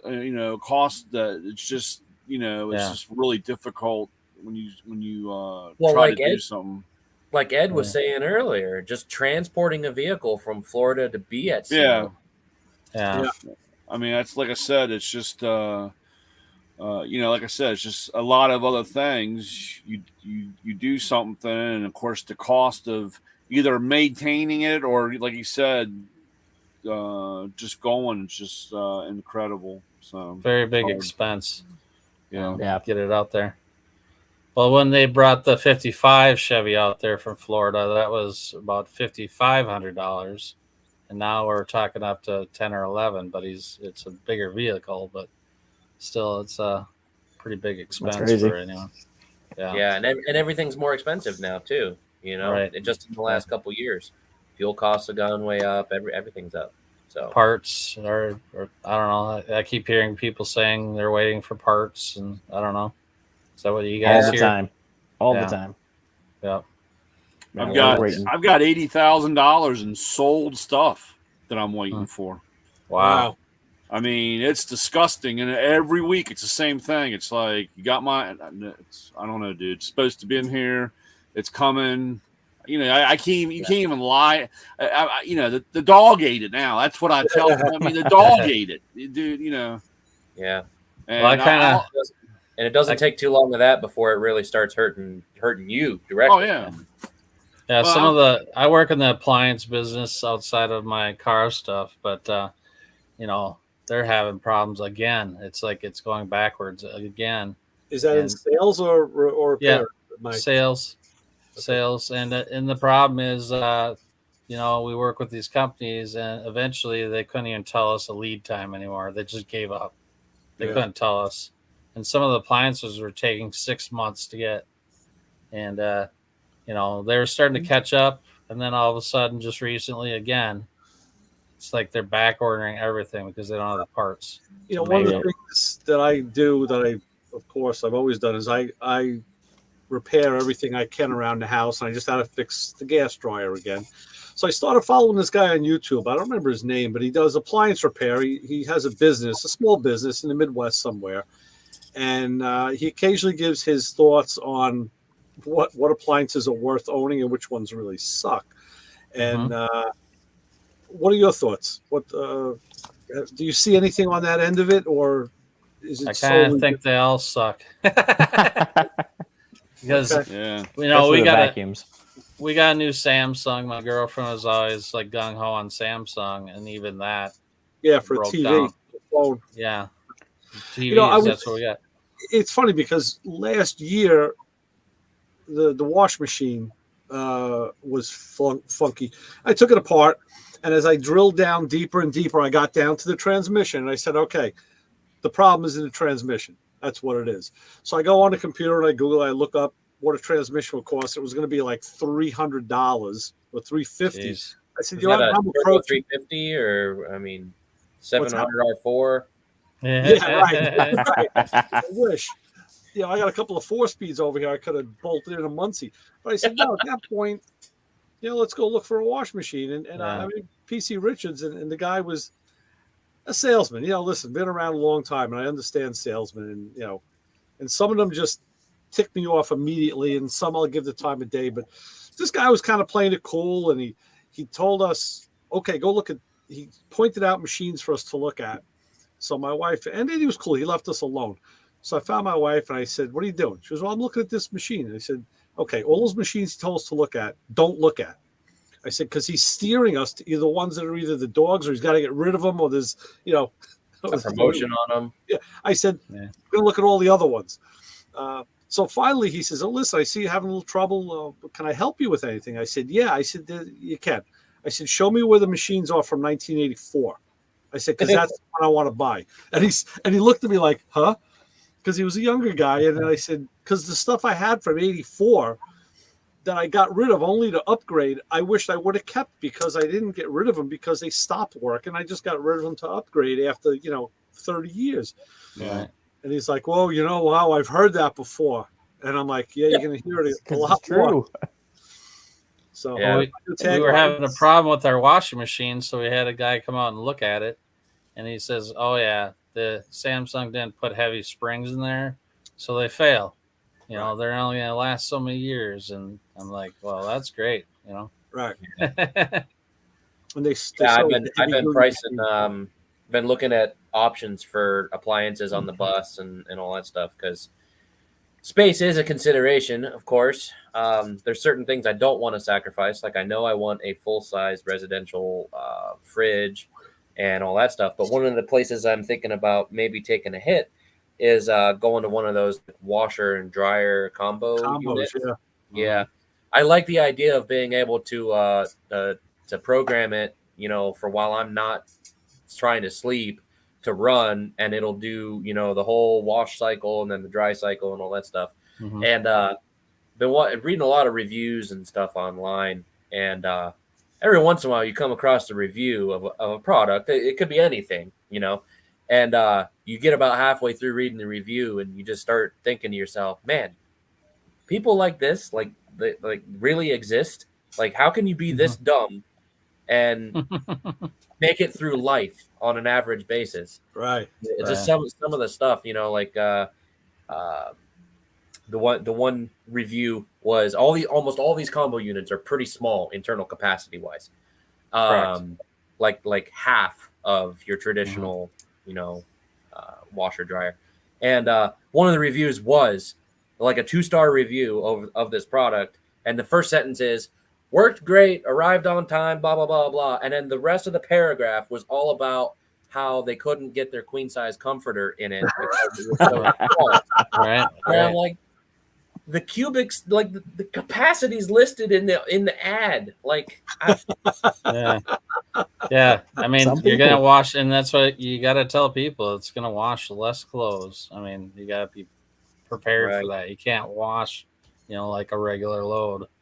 Brian's like using a 1/4-inch rack, even though it has a 12-inch handle. It's like trying to use that to break head bolts. It's like, it's gonna work. Well, we got a battery powered impact, and it's a 16 volt, and it's small. I mean, it's a 1/2-inch drive, and it's it's like this. It's like this size. It's a third of the size of a regular 1/2 inch. And guys come out and go, "Oh my god!" I said, "It's not to take wheels off." No. And they say, "Oh, well, what would I said? You could use it for doing, brake caliper. It's just light duty type thing." And the guy was like, yeah. And the next week, the guy goes, "It didn't take a wheel off." And I'm like, dude, it's not going to take a wheel off. I'm going to have to pay closer attention because Matco, this past week, 2 weeks, especially on Instagram and on Twitter, they were hawking those, and even the email I got, they've been advertising those tools, and I almost called you. So like, wow.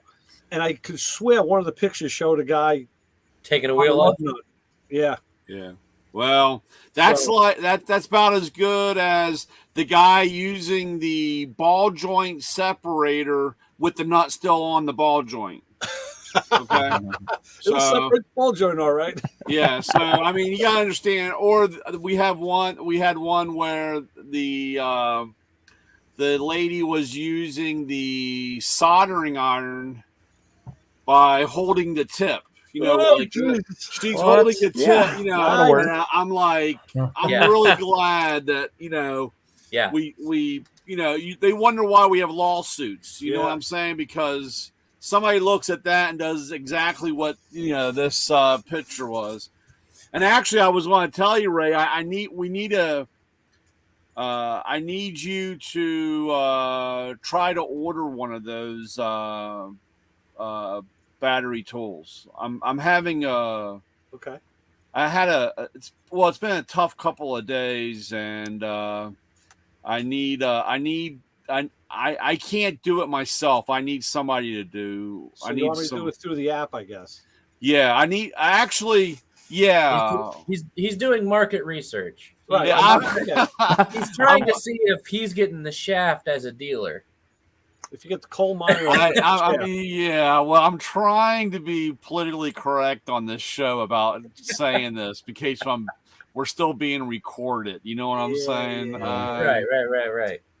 So we're spelling what you're stepping in, Brian. Yeah, right. So let me see. When I go on the app, okay, it's opening. Okay, and it shows me use my dealer. So if I go through the catalog. I like that. They had a 20% off, right? You're talking about that 20% off? That wasn't. I did see that come through my feed. Yeah. Yeah, because I need for you to order something 20% off. Well, I got to get. That means I have to find that. I have to have that ad, the 20% off. Which. Well, gentlemen, while you're delving into Matco's resources, I'm going to sign off for the night. It's midnight over here, so nice meeting you. Nice meeting you. Good to see you, Mike. Good seeing you again, Justin. CarShowNationals.com. That's my website. So. All right. I'll definitely check it out. And I'm sure I'll bump car shows. Send them my way. I do flyers for free. I just put them on. So. Okay. Sweet. We've got a big charity car show coming up on Sunday if it doesn't get rained out. If you have a flyer, send it. My email should be all over it somewhere. Okay. So man, I open Instagram and the first post I see is from Slingshot 302. Look at this. Is it? 55. What is he up to? Huh. Welding on a 55 Chevy truck. Yeah. Is that Dash or where is that? That is the Dash. Fill in a couple holes. I relocated the light switch. There you go. I'm gonna check out too, guys. Have a good night. Okay, Mike. Good talking to you. Thanks. I'm building a couple websites and I got a lot going on, so I'm gonna check out and work on that. All right. You guys have a good night. Good to see you. Good to see you guys. All right, let's see. Macro Tools. I went to their page on Instagram. Let me see if they have the 20% off. 20% off. Yeah, there it is. 20% off. Is this the one you have right here? Actually, it's right now. It's just I went on. I found this. Oh. 20% off cordless Infinium tools. Right. And then it starts showing the tools. Yeah. Okay. What we're going to do is I need for you to click on that, and I want to know how it gets, how it's supposed to get to me. Because do they ask you? Because you're not doing that through the app. You're doing that through an email. This correct? is through Instagram. I had to go to the Instagram because they send it. They probably sent it to me. They do. It's not even an email blast. I just get this notification. It's a notification from Matco. And I open it and I saw that. So since it wasn't an email, I went to Instagram and opened it. And now I see the offer again. So, all right. So here's a 16-volt cordless Infinium 3/8 drive drill driver with 2 batteries. No, might as well pick something that I want. Yeah. I want a real drive. I want a real 3/8 drive. I want a 3/8 gun. Half-inch drive torque. No. Yeah, went too far. A lot of 1/4 inch. Don't want 1/4 inch. The below deals are valid 9/15 through 10/31. 1/4 drive. So Justin, you got to see the full blown deal tonight, man. Yeah, that was awesome. It was people all over the place. Yeah, I mean 8 years, man. That's really cool. Yeah. I think we're coming up on it. I've been up here about a year. That's it. We're coming up on here. it. Okay, yeah. I lose all track of time. No, it was cool to see everybody again, meet some people I haven't met on the show anyway. They started the show in September of 14. I came in December of 15. So I'm here 7 years. So you're are you looking for like something like this? Bloop, bloop, bloop. Yeah. That's 3/8. That was a 12-volt 3/8. Do they have a place where you can search? I just went to look. I just went to look at all cordless tools. So they give me categories of power tools, cordless, Infinium, and Infinium Sail. Yeah. It's Click probably on the Infinium. Yeah, but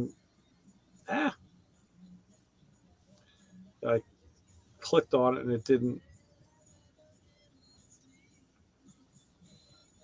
Oh no, those are the selections. Let's see. Power tools, cordless. Let's try Infinium Sail. No. I'm in the middle of trying to fix a battery charger now too. Okay. Is that 16 volt or 12? This one's a 12. This one, that's why I was wondering. This one's a 12 volt that I had pictured here. Okay, 12 volts. Now I got, let's see, battery chargers, drills, impact driver, impact wrench. That would be an impact wrench.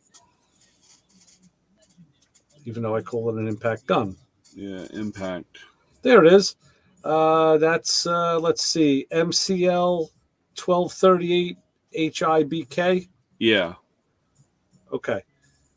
Yeah, list 389.95, only 311.96. So add to cart. Let's do that. Add to cart. Okay. Now this doesn't say it was part of that 20% off deal though. Well, I guess it is if it's down to 311, right? Yeah. So proceed to checkout. Username or email address. Okay, there's that. Boop. We're back to password again. This is what got me in trouble with them the first time. Let's see. Here we go. I did have it resolved. So I go to my my magic book where I keep all my stuff. I still keep paper records. Let's see. Oh, no. Huh. Cherielyn, Martha. And if Isaac's still there, yeah, Isaac, that's what we were talking about, transporting those vehicles from. Oh, is Isaac in the? He was on the. I saw in the comment here, 11,000 just to transport a vehicle. That's why I was talking about the expense. It's bad enough. It's the amount of money you spend, and you just trying to get whatever you got to get there, and then staying and eating and everything else. It's It's a big deal. It's a big deal. That's the problem. Like I can handle one part of that, but there's a whole bunch, like I said, there's a lot of other part of that it just really kind of snowballs the event. Right. It's crazy.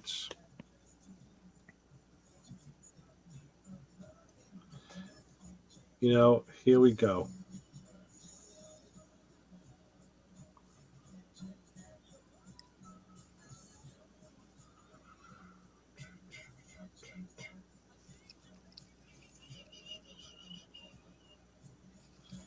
The damn thing has me signed in.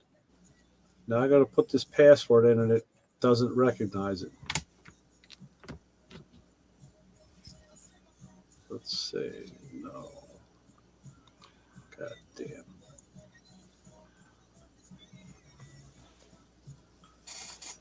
But it, Using a password.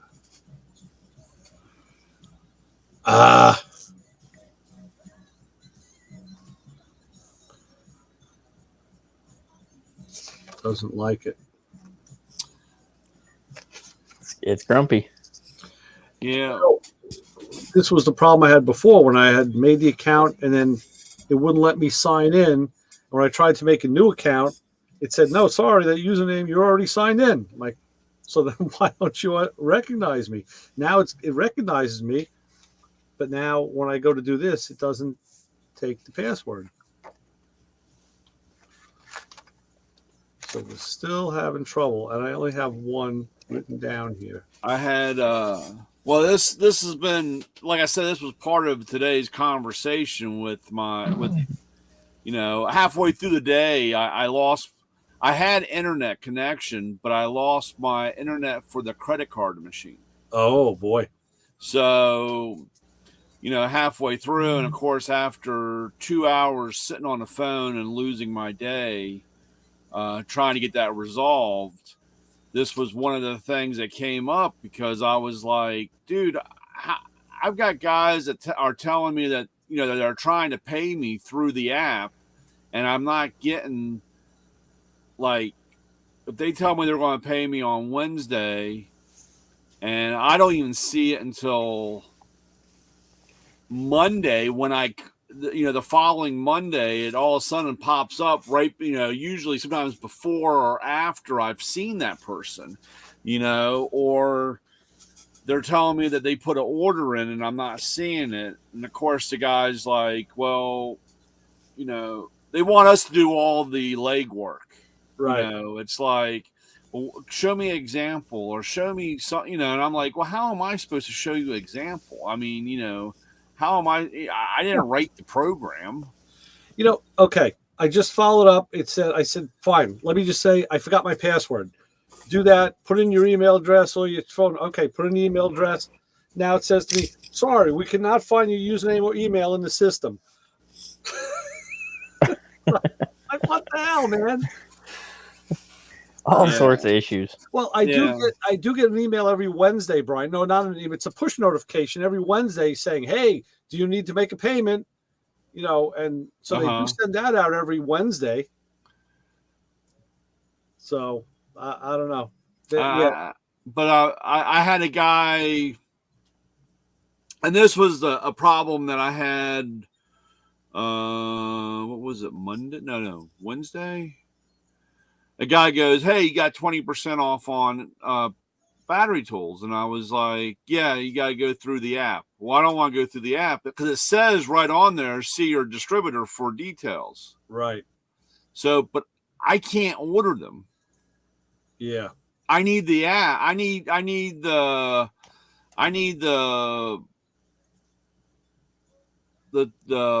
your order so that they have the reference to the 20%. Right. If I put the part number in, it's the regular price. Right. And I'm like, okay. I said, well, I want to ask Ray to do this because when when I do this, it tells me to put it says that I don't have a account. I don't have an account. That's what it's telling me now that I'm right. But I know that I've never set up an account for me. And like I said, I don't understand why I need to set up an account for me because I'm a distributor. Right. And meanwhile, while it's telling me I don't have a thing, it's showing me items in my cart. Okay, so that's there. It doesn't know what to do. It really doesn't. Yeah. It's really bizarre. It really is. So I was just, like I said, if possible, you can get through. I want to see if I ever get it on my end. But I have I don't know. Of course, it it bugs me or upsets me when they say, well, give me an example. And I'm like, well, how am I supposed to give you an example? Other than what guys are telling me, I can't show you anything. It's right.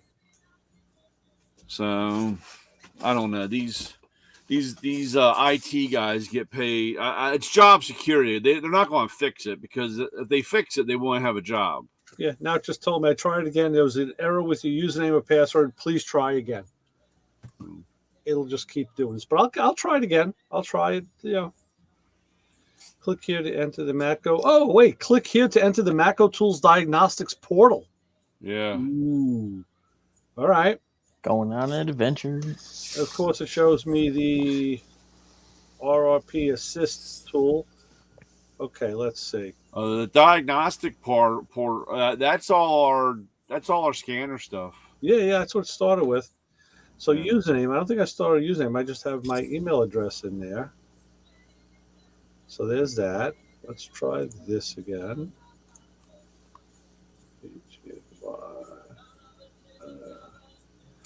Yeah, this gets real frustrating on every level. And I've always done it. I'll give software and stuff like that. I'll try it. I'll try different things. I'll work around. And after I hit a point, I just say, okay, fuck it. I'm done. Yeah. Like, that's it. I had enough. I tried everything I could try. I've done everything that I knew worked in the past, and now you're telling me it still doesn't work. Screw you. Yeah. Well, and of course, I know this is going to sound kind of funny, but sometimes I'll tell one of my girls to do it because, the age that's, like I said, they're more in tune with it. Yes. But when I have my younger guys telling me they have problems, I got to try to find out where the issue, where the thing is. And I know it's new technology for us, and we are really. I mean, I know they're trying to beat Snap-on before Snap-on gets theirs. Snap-on's working on it too. I guess the only good thing is, from my understanding, I don't have anything to really prove this, but a lot of this stuff is we own, so we have they have to work around other avenues for some of this platform.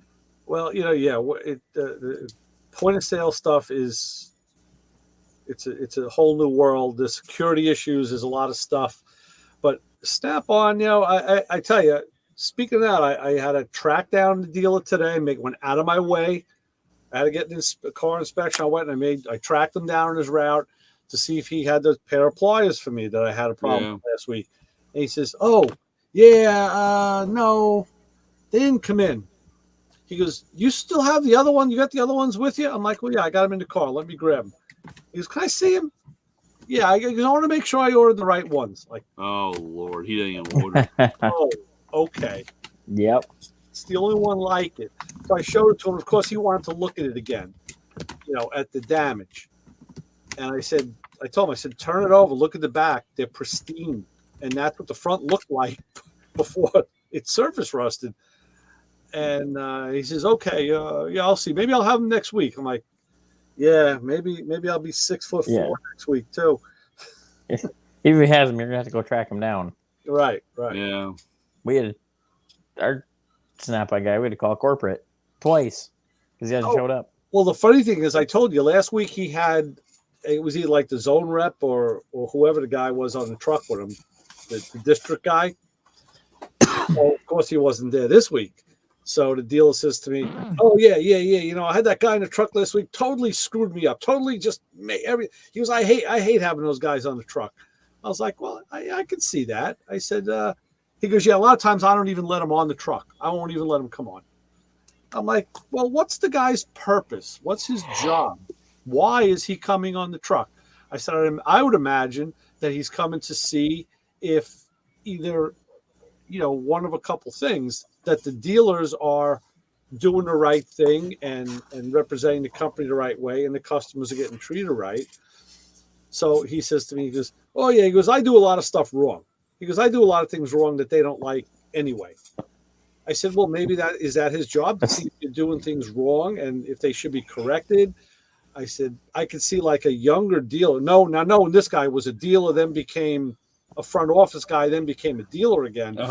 I said, "I understand you have your ways and you're setting your ways, and you don't have a problem telling the guy to go pound salt. I get that." I said, "But is it maybe to look at the younger guys and make sure they're representing the company the right way?" He goes, "You know what?" He goes, "I don't know what he does. I don't know what he's supposed to do." He says, "Just come on the truck, and it just bothers me. It's an annoyance. I got to babysit this guy all day."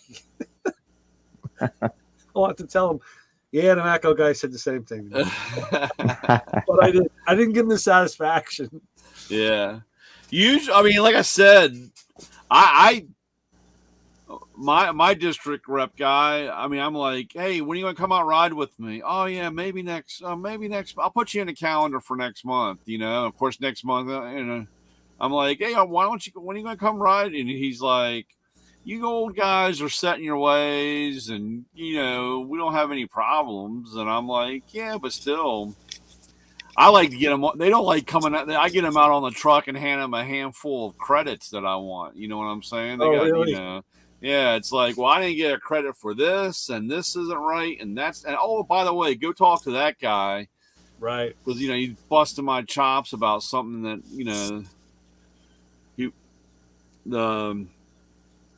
I don't have one with me in here, but we've changed our 3/8, our 1/2 inch to 3/8 reducer.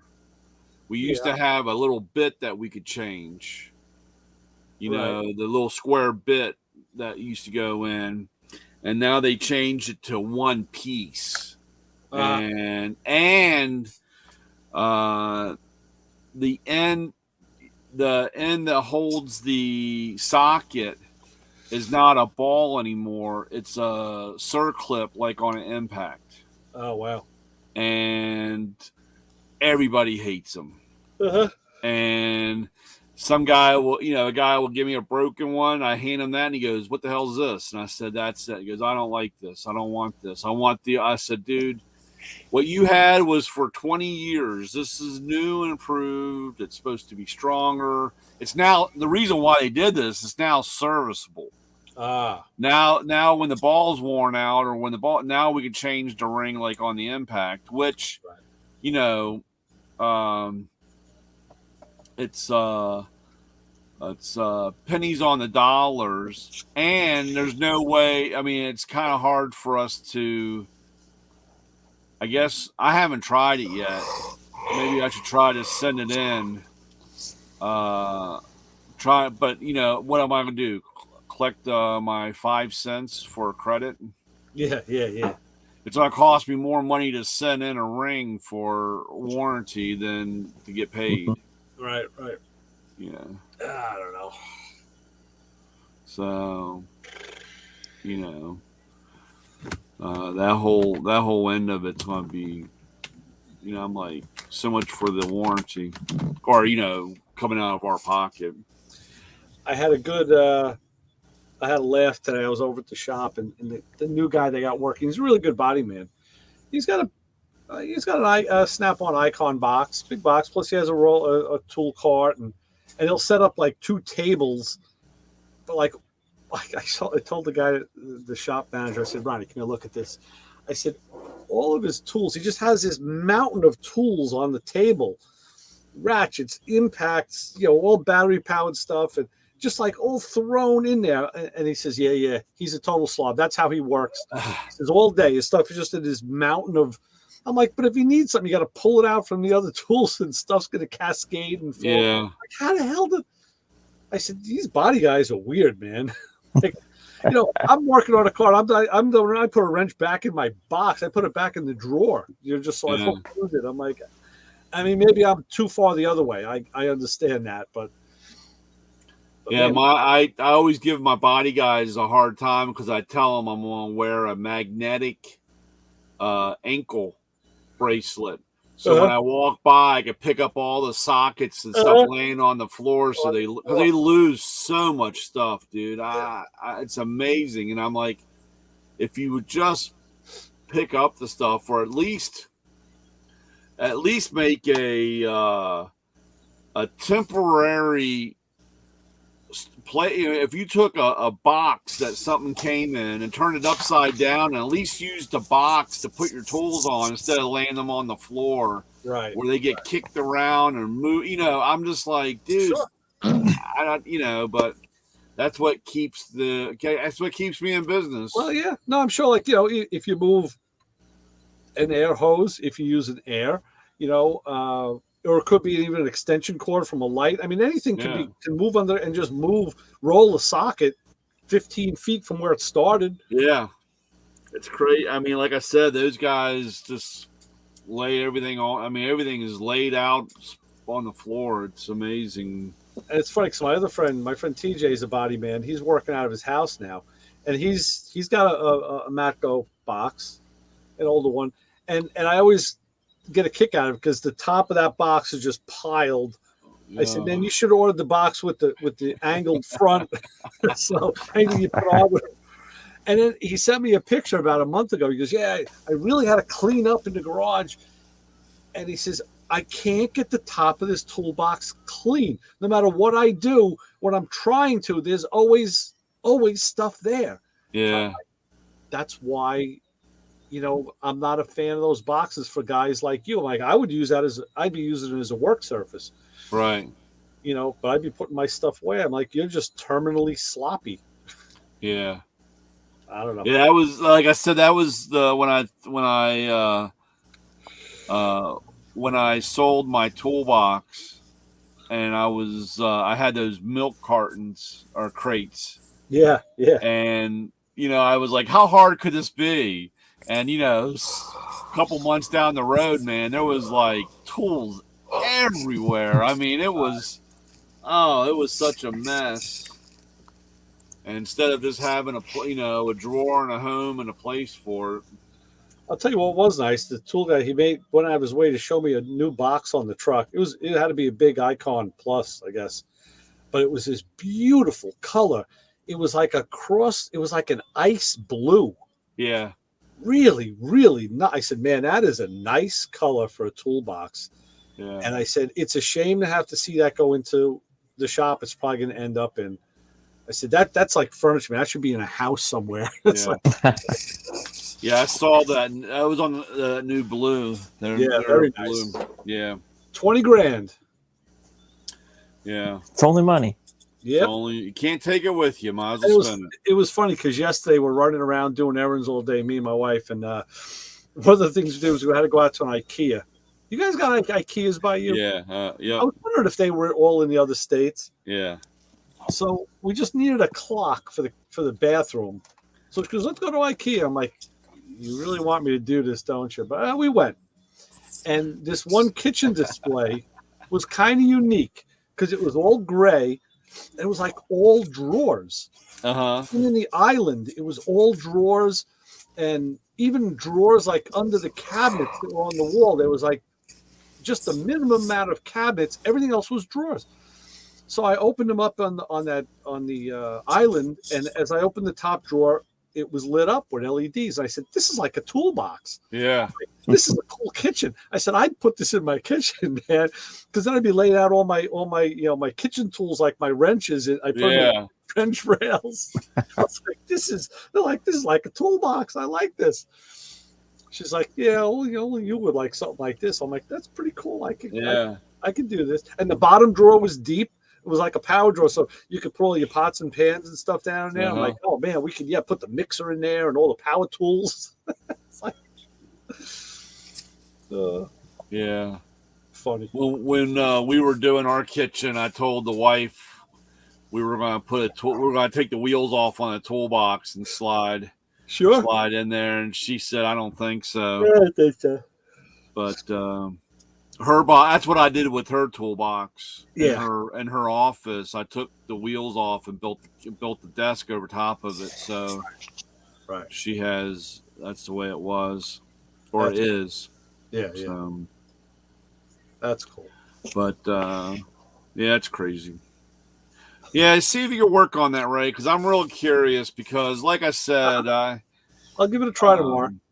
I had 2 guys, and they gave me a bunch of credit. You know, they don't want to download the app, and of course, I don't know how they get the email. You know, and I got the app, and I can't use, and it won't let me use it. Yeah, well, see, that's another thing, and I know at one time about that was because it was area. You know, they had it, but after I talked to a handful of people, more than a handful, I talked to quite a few guys about this. They said as long as you're in my computer, or we're supposed to be linked. You know, your information's into my computer. So you know what? I just did it again. I opened the app. It shows me my dealer is Brian McKinney. So you're there. Here's the cordless sale. Okay, I'm going to try it this way. There was a banner for the cordless sale. So let me find something here. Tools. 12-inch cordless Infineon 3/8 drive brushless high power impact wrench in burgundy. All right, so it's not the kit, it's the tool. So let me see if I see the kit. I don't see the kit. All right, so let's try this. It's just a tool, but since I found it, what the hell? We're going for that. MCL 1238 HPIW. Yeah, it's the same part number, but this is. It was $298.15. Now it's $268.34. You save $29. Deal expires 10/02. So deal. Okay, here's the deal. Add to cart. Item added to cart. Go to cart. There it is. Deal expires in 9 minutes 51 seconds, and it's counting down. Woo. All right, check out now. Calculate time payment. 1 item, shipping and handling 0, $268.34. Estimated tax is $16.10. Okay, current balance 0, down payment 0, weekly payment $28.44. Okay, payment information. Okay, there's my name. Next. Interesting. Request order. Do I have to request order? yeah, because it's supposed to come to me now, and I'm supposed to say, yeah, that's supposed to be ordered. Okay, it says thank you. Your request has been sent. Contact your distributor for more info. Okay. So if I view the request, it's the tool. Yeah, it's just that tool. Okay, so I guess I have to wait before I can do anything. So, all right. So the request has been sent, and I would imagine it was sent to you. Funny how under payment information just had my name, didn't have credit card or anything. You would think it would want credit card information. Well, because it's going to come to me. Well, that's right. You have that. Yeah. Okay. All right. So that was it. Now it bounced me out. So now it has to go to you. All right. So we can compare notes when you get some. Yeah, it hasn't gotten here yet. It's got to go through Jersey. It's going to take a while. Yeah. It's going to take the few through right minutes. down. Is it? How's the turnpike doing down there? Yeah, turnpike's still crowded, new construction. Hey, but I can get Maryland crab cakes at Stu Leonard's, man. How do you like that? I don't know about that. You know, I wonder about that. Hey, it's funny. It's always funny when we go someplace, and of course, when the waitress or the waiter, is trying to make that small talk and they say, "Hey, where are you guys from?"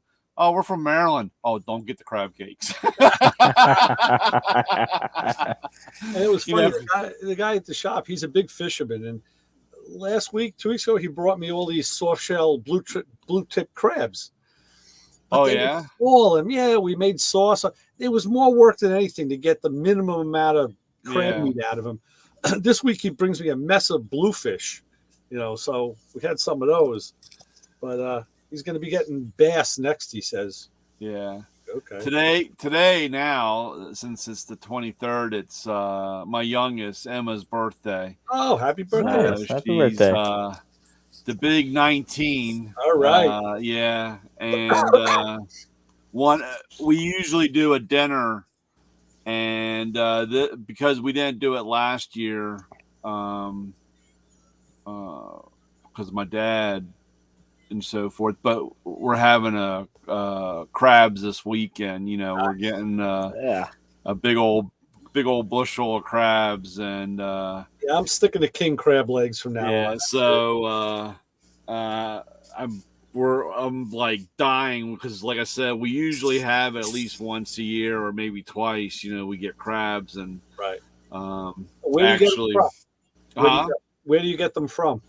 Well, on my route. You remember when you got that funny text about the Rough and Ready? Yes. That's the crab joint place that I get my crabs from. All right. But they thanks, Isaac. Thanks. We usually go there, or sometimes we go up to Baltimore. There's a place that we get.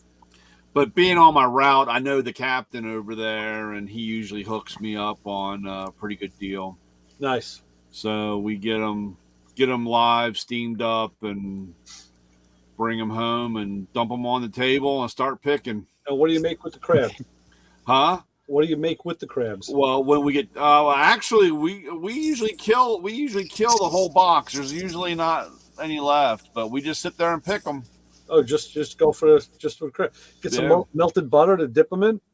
That or some vinegar or butter. Or I like a nice spicy cocktail sauce. Yeah, or but most of the time it's just just down and dirty. Okay, good. I don't have time to be dipping, baby. We got we gotta. So then, if we do have any left over, it's very tedious, but I will, whatever's left, I will pick them down and a crab salad. Yeah, we'll freeze. I'll usually, you can freeze it, and it does pretty good. That's what he was telling me to do with these bluefish. He says, you know what, take them and steam them, and you can make seafood salad, because I do like seafood salad. Yeah. So I don't know. Like I said, usually we don't have that much left over. I think one year we had some, and it was funny. Me and Molly, she came out to help me pick the rest of them, and we had a contest on who picked the most. With that, and like I said, I tried to make some crab cakes, but that's a real art form. Getting my wife made them. We've made them. But when you got to make a little mixture, and then you got to bread them. The problem is breading them and frying them without them falling apart. Yeah, well, like I said, I did all right, but when you say that you're from Maryland and you can't make a decent crab cake, you don't go advertising it too much. You know what I'm saying? But you know what? I'll tell you what. I mean, maybe it's me, but just because you're from Maryland, I don't believe you have to know how to make a crab cake, because you're not like the inventor of the crab cake of Maryland. I know, but you know how people get, like I said, in New York, I couldn't. I'm not a really good mugger. I can't really mug it and stick them up on the subway. I don't do that. That's funny. So let's face it. I know you run upstairs and put the nylon over and practice in the mirror, right, Ray? I mean, and if I had any idea what people from Michigan did, I'd say something for Justin, but I have no clue. So, well, it's because we don't know either.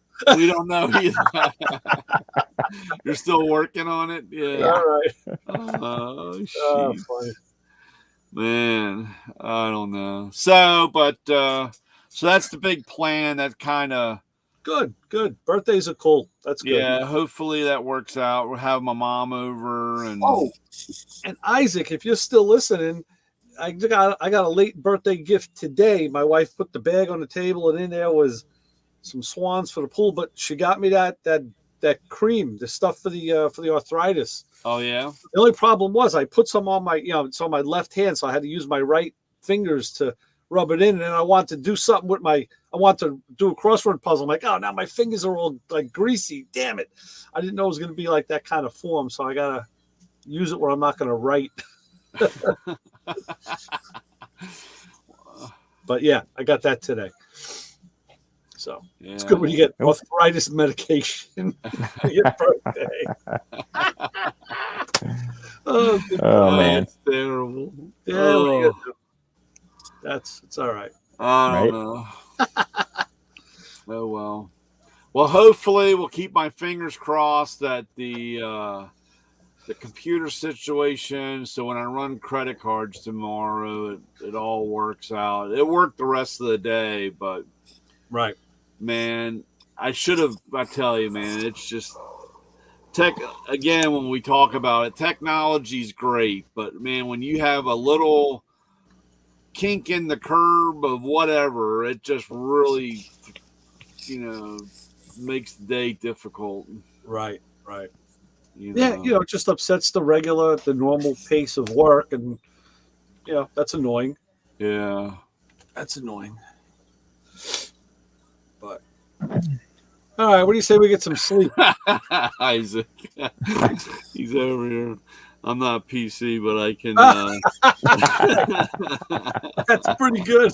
Well, that's just because you're a coach and you're in good shape. Yeah, you make us look bad, Isaac. Don't you gotta slow it down, bud. Slow it down. I would imagine to say we could all jump a fence pretty good if we had the right incentive behind us. Yeah. If I had as long as it's like 1.5 foot fence, nothing too crazy. Yeah, it's not. I'm not a big guy like me. He's not very graceful going over a fence. I tell you, I had jumped so many fences in my younger days. I kind of perfected that technique of jumping up on the fence and grabbing the top and then flipping myself over. Oh yeah. And then just letting go, and then hitting the ground running. Yeah, I had that technique down. I don't know if I could do it anymore. Might be good for my back though. Maybe I can stretch it out a little. I don't know. Yeah, that would be crippled. Yeah, it'll make one of the two. It'll make some noises that you haven't heard before in a long time. That's the problem. Now that my younger one she's working from home, I told her, listen, you got to get up like every 20 minutes, every half hour, and just walk through the house, stretch your legs. I said your leg muscles contract. Yeah. The muscles, they'll contract when you sit too much. I said, and then, a stretch I learned, you put your shoulders back, you clasp your arms over your hips, but really with your shoulders back, like you can do a military bench press, and then just like reach for when I do this, my shoulders, my arms, everything goes, it's like cornflakes, and she's like, oh my God. I said, yeah, but it feels good. It actually opens you up, and you got to let your body breathe. You can't just sit all day. Yeah. Yeah, it's terrible. Yeah. Right. So now I'm going to go lay down. Yeah. There you go. All right, guys. Justin, you doing the honors tonight? Sure, I can do that. Shoot. So yeah, for Lewis and Brian and Ray and everybody that we've seen today over this past 8 years, you can follow us on Facebook and Instagram and YouTube. But and MySpace. And MySpace. and MySpace. But don't follow us home because, as you've seen, we've got a lot of friends. Yeah, that's it. That's right. So yeah, this is starting the next phase in the journey of the years here. It's when I told my wife, I said, yeah, it's our anniversary show, and she goes, anniversary show. I said, yeah, it's been 8 years. And she goes, it's kind of weird to have an 8-year thing. It's not like 5 or 10 or whatever. And I said, what do you want? We're a bunch of guys. And she said, never mind. I was just telling my wife we're having dinner. I said, yeah, I'm doing an anniversary show tonight. It's 8 years. I said, yeah, I've been doing it like 6 or 7. She's like, what? She goes, I thought you were doing it for like 2 years. I'm like, 2 years? I'm like, no, man. I was like, And then I looked it up. I'm like, no, December 16th, 2015 is when I started. Yeah, I don't know when I was trying to think. And do you remember how you came in? Like what brought you to the show? I can't remember. Well, I don't know if it was, I was going through on Instagram and I had saw something from Lou talking about playing in traffic or something. Yeah. And it was funny because I started, on there, and I know that one time Lewis was like, "Hey, you want to come on?" And I was like, "Yeah, sure." And okay, that and like I said, then it was not every time, but it was, it was like once and then twice and then 3 times, and I think it was shortly after you, because I know that you were on there, and I don't know if it was also when you started talking about the radio. I mean, that's when I started listening to the radio station too, doing the same thing. And you were like, "Well, call into the radio station." Yeah. So it's just been one of those things. So it's shortly after that. Yeah. I know with me, it was, I was scouting Lou to get him on the radio show because I found him on TV on Carfix and said, this guy's going to be good. And then we talked. He says, "Yeah, I'll come do your show." And then he called me up one day. He goes, "Ray." I'm like, "Yeah, Lou, what's up?" He goes, "Listen." He goes, "I think it was on Wednesday nights or Tuesdays. I forget. We changed, platforms and nights." But he says, "Are you free this week or whatever?" And I'm like, "Well, yeah. Why? What's up?" "Well, I do this show. It's a podcast show." He goes, "You know anything about electrical, about like automotive electrical? Like, you know what a relay is? Do you know, like, I'm like, yeah, I know that stuff." He goes, "Well, how'd you like to sit in? Because I get questions from guys all the time about fixing stuff." He goes, "And I don't know shit about that stuff." He goes, "So, like, at least if you know that, you could feel that, and I'll do what I do." I'm like, "Okay, for sure, fine." That's how I got in. Yeah. So it's like I said. How did you find it, Justin? How did you find the show? I found it through the episode that Gene Winfield was on. Oh, okay. And something had been posted about he was going to be on the show, and so I tuned in and commented on a couple things, and then the next week commented on some more, and I spent a few weeks just commenting on it in the live chat, and then Lewis sent me a link. Yeah, I'm looking back to when I only started taking notes in 2017, but I want to see if I had. You might have already been in by then. You probably were in. Yeah, we had George Lopez on from OPGI. Remember that night? That was a long time ago, Brian. Yeah, that was. So yeah, if you remember that, you were already in. So I'm not gonna. I want to see if I had a note of like if you came in, but I finally at some point said, "Hey, you know what? I might as well start cataloging this like I do the radio show, because obviously I'm staying." Yeah. That's like I said, I didn't start doing that till 2017. I have to go back and look through my history on the Facebook thing, but I know that. But the only problem with that is I know that we didn't put it on Facebook until later. Right. Because I remember. Actually, it was funny because I remember because we were Wednesday nights, and when the first time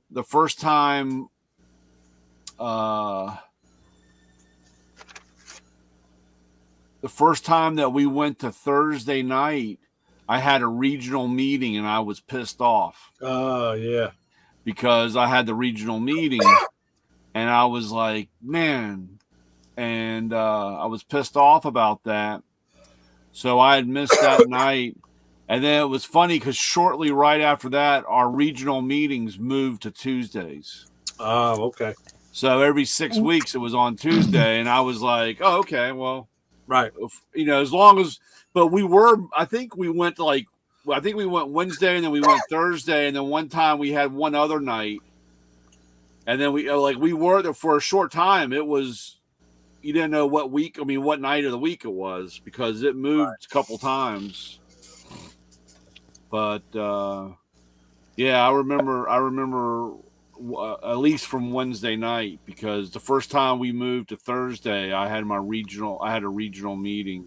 Yeah. And I was like, well, I won't be able to listen or be there. Right. October 7th was my first one. October 7th of would have been last year. And that was Gene Winfield. We had Gene. No, that was the first one that I was on. Oh, when you came on, yeah, okay. Yeah. Let me see. You get my book here. Where's the years? That's October, November, December. Okay, 2019. So it's 2021, you're saying? Yeah. 2019.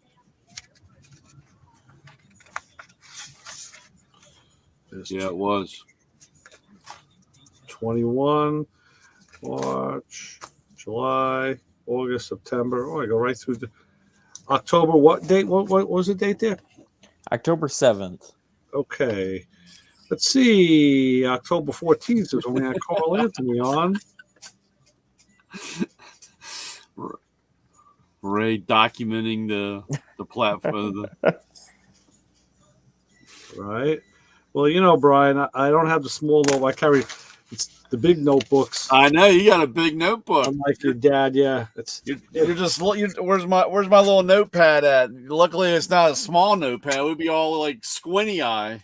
I tell you what, I've often thought about how I should carry, just like a notepad in my pocket somewhere. I should, because if I don't write notes for things that I want to do later or to check on, I forget about it, and then I'll remember sometimes like 3 days later, or now I haven't been on the computer as much as I was in the past, and I'll come down here and I'll be on the computer, and I'll shut it off and then go upstairs, and I'll be sitting there watching TV and say, oh, I was supposed to look up or Google this or print that out. Oh, fuck me. So, yeah, I really should have a notepad. Yeah, I have my route sheet that I carry, for the day, and I was writing, and of course I'm trying, or let me put it this way, with our new system, it's supposed to go, you can download it on your phone. Yeah. So you have all that, Well, Right. the problem that I found, though, it's, even though I can take notes with this, it's of course, opening another thing and to do that. So I kind of like not carrying, it saved me a little bit on ink and paper, and I'm not carrying around, because half the time I lose my route sheet because I'll set it down in the shop and walk away. Right. So, it is nice that way, but I kind of, again, now I'm like, now I got to be like my old man and carry a notepad around. So, wow, look at this late night visitor. Yeah, you got that right. Well, let me turn my TV off now. Let me ask you what in the world on God's green earth makes you decide to check it on this show at 5 to 1 in the morning? I'm telling you, we had a disaster with a piece of equipment. And, if you try to call a machine shop or get somebody to make something or whatever, we can get that in about a week. And I'm thinking, well, this company will be out of business in a week if they don't have this machine. Wow. What happened? They got a new machine in to form rivets, solid rivets. And it's like a structural part for a front seat. And it's just all messed up. So I bought some material on my way home, came home, set my mill up, and went to work. Wow. And just finished. Saved the day. Well, we'll see what happens tomorrow. Yeah. It's my best guess of what we needed to do. So I couldn't get on the show tonight, but I thought I'd check in before I hit the sack. Yeah, well, we did have quite a cast of characters come through tonight. It was pretty good. Yeah.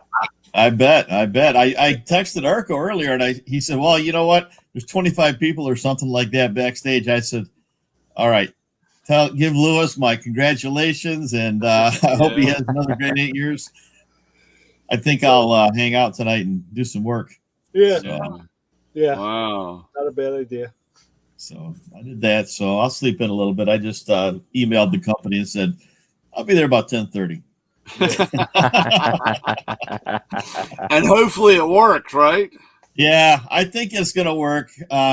Just based on riveting and stuff like that I've done in the past with similar stuff. But I'd like to get up early and harden them, and so they'll have a little bit of durability because they're not hardened or anything. Hey, all I care about is if we find the shape. I made 6 different dies. We find the one that makes the part, and I'll be happy. Right. So you're talking about hardening the dies, right? Yeah. So what would you? Is that just a heat cycle thing, or? I would just heat them up with my oxyacetylene stuff and quench them in oil. Just so they last 10 hits each or something like that. Yeah. And we can compare the results, and they can copy one. Wow. So, yeah, this press has been there for a little bit, and the customer keeps complaining. I finally said, all right, I'm going to go look at it. And I looked at the dies that they had in this machine. And I'm like, what was somebody thinking? Yeah. And they've got a real long rivet and a flat die. No depth to it.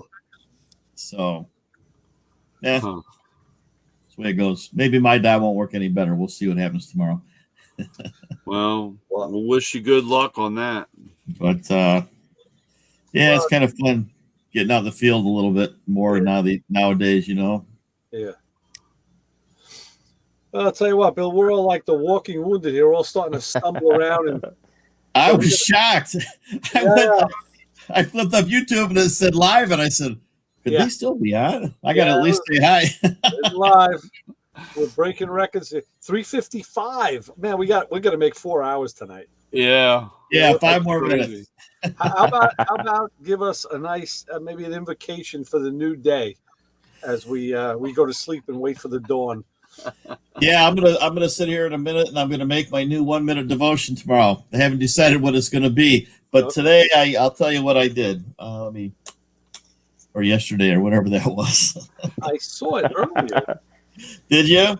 Yeah, of course. I don't remember what it was. I'll remember when you say it, but. Well, I did it, but I don't remember what it was either. I know. Had a busy day. In the morning. Let's see here. Oh yeah, this one. Jesus. This is the one. I don't know if you saw the one where I kind of photoshopped Jesus in the clouds. I went out playing with the dog, looked up at the sky. Man, it was gorgeous. So I took a picture of the sky and then made this little scene. It says, Jesus is the radiance of the glory of God and the exact imprint of his nature. And he upholds the universe by the word of his power. After making purification for sins, he sat down at the right hand of the majesty on high. So I was just talking about Jesus and what he did for us. Okay. Made a way for us to have our sins purified, have us cleansed. Right. So, yeah. Very nice. These have been getting a lot of views too. I mean, every day. My channel isn't that big, right? So I hope for the best every day. And what do I get on this one today? Oops, I lost my page again. I think I'm tired too. But I gained like 13, 14 subscribers today, which I was happy about. Wow. There you go. Looks like I got about 190 views on that one. So it's, Well, usually actually I get a little bit more on your radio show, Ray. But if I'm on the radio or on here, I usually get 1 or 2. Especially on this, I get 1 or 2 new ones. On your show, sometimes I get 3 or 4 new okay. subscribers. Following you on what platform, Brian? Yeah. And so I figure if we do this 24 hours, we're only at 4. Exactly. Man, I could just rake in that big money like the guys were talking about earlier. Come on. Yeah. Well, hey, Arco was on tonight, wasn't he? He said he was going to be. Yeah. Yeah. I told you last week he hit that 35,000 mark. Yeah. Yeah. So Great. let me run up and make a ham sandwich.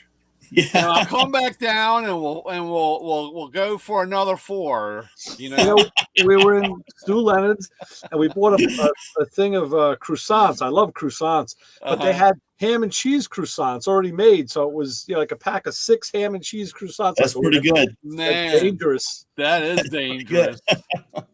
Yeah. Yeah, I was. It was funny today, and I normally try not to do this, but because of the situation with the credit card and being on hold, I was like, lunch had came and gone, and it was getting about 2:00, and I was starving, and I walked in the back of the truck, and there was the beef jerky, the jerky and everything. And man, I was like, God, I said, rip the bag open and I'm like, that stuff is so good. I know. I'm like, man, I try not to eat all that stuff, but man, I was just pigging out on that. And, but it was I laughed afterwards, but, right. I was like, man, that's why we used to have this popcorn, and it was just to die for. And I'm sharing my popcorn with the dog here. Oh, white cheddar, that's good stuff. That's good. And it got so bad. I'd come home, and once the girls, this is when they were all younger, but once they realized what box had what. Yeah. I'd come home and everybody's eating popcorn. I was like, look, it's 6 in a pack. Yeah. And I can understand if you want to share one, but each girl had one, you know what I'm saying? So don't eat them all. There's 4 of them out and there's only 2 to sell now. And I'm like, I'm not going to make the money back on this. So it was brutal. There we are, the 4-hour mark. Awesome. There it is. 4 hours. Man. Well, hey, thanks for hanging out for me, guys. No problem. We were holding the fort for you. We're waiting for you, Bill. We're waiting for you, Bill. I had to check in just to see. I'm glad you guys were here. All right, guys. All right, fellas. Well, it's been a pleasure. Yes. That's funny. We'll catch up with you all next week. And let us all right. See you next week. Next week it is, guys. Y'all be safe. Stay out of trouble. Dude. Yep. Good night, everybody. Good night. Take care. All right. Bye. And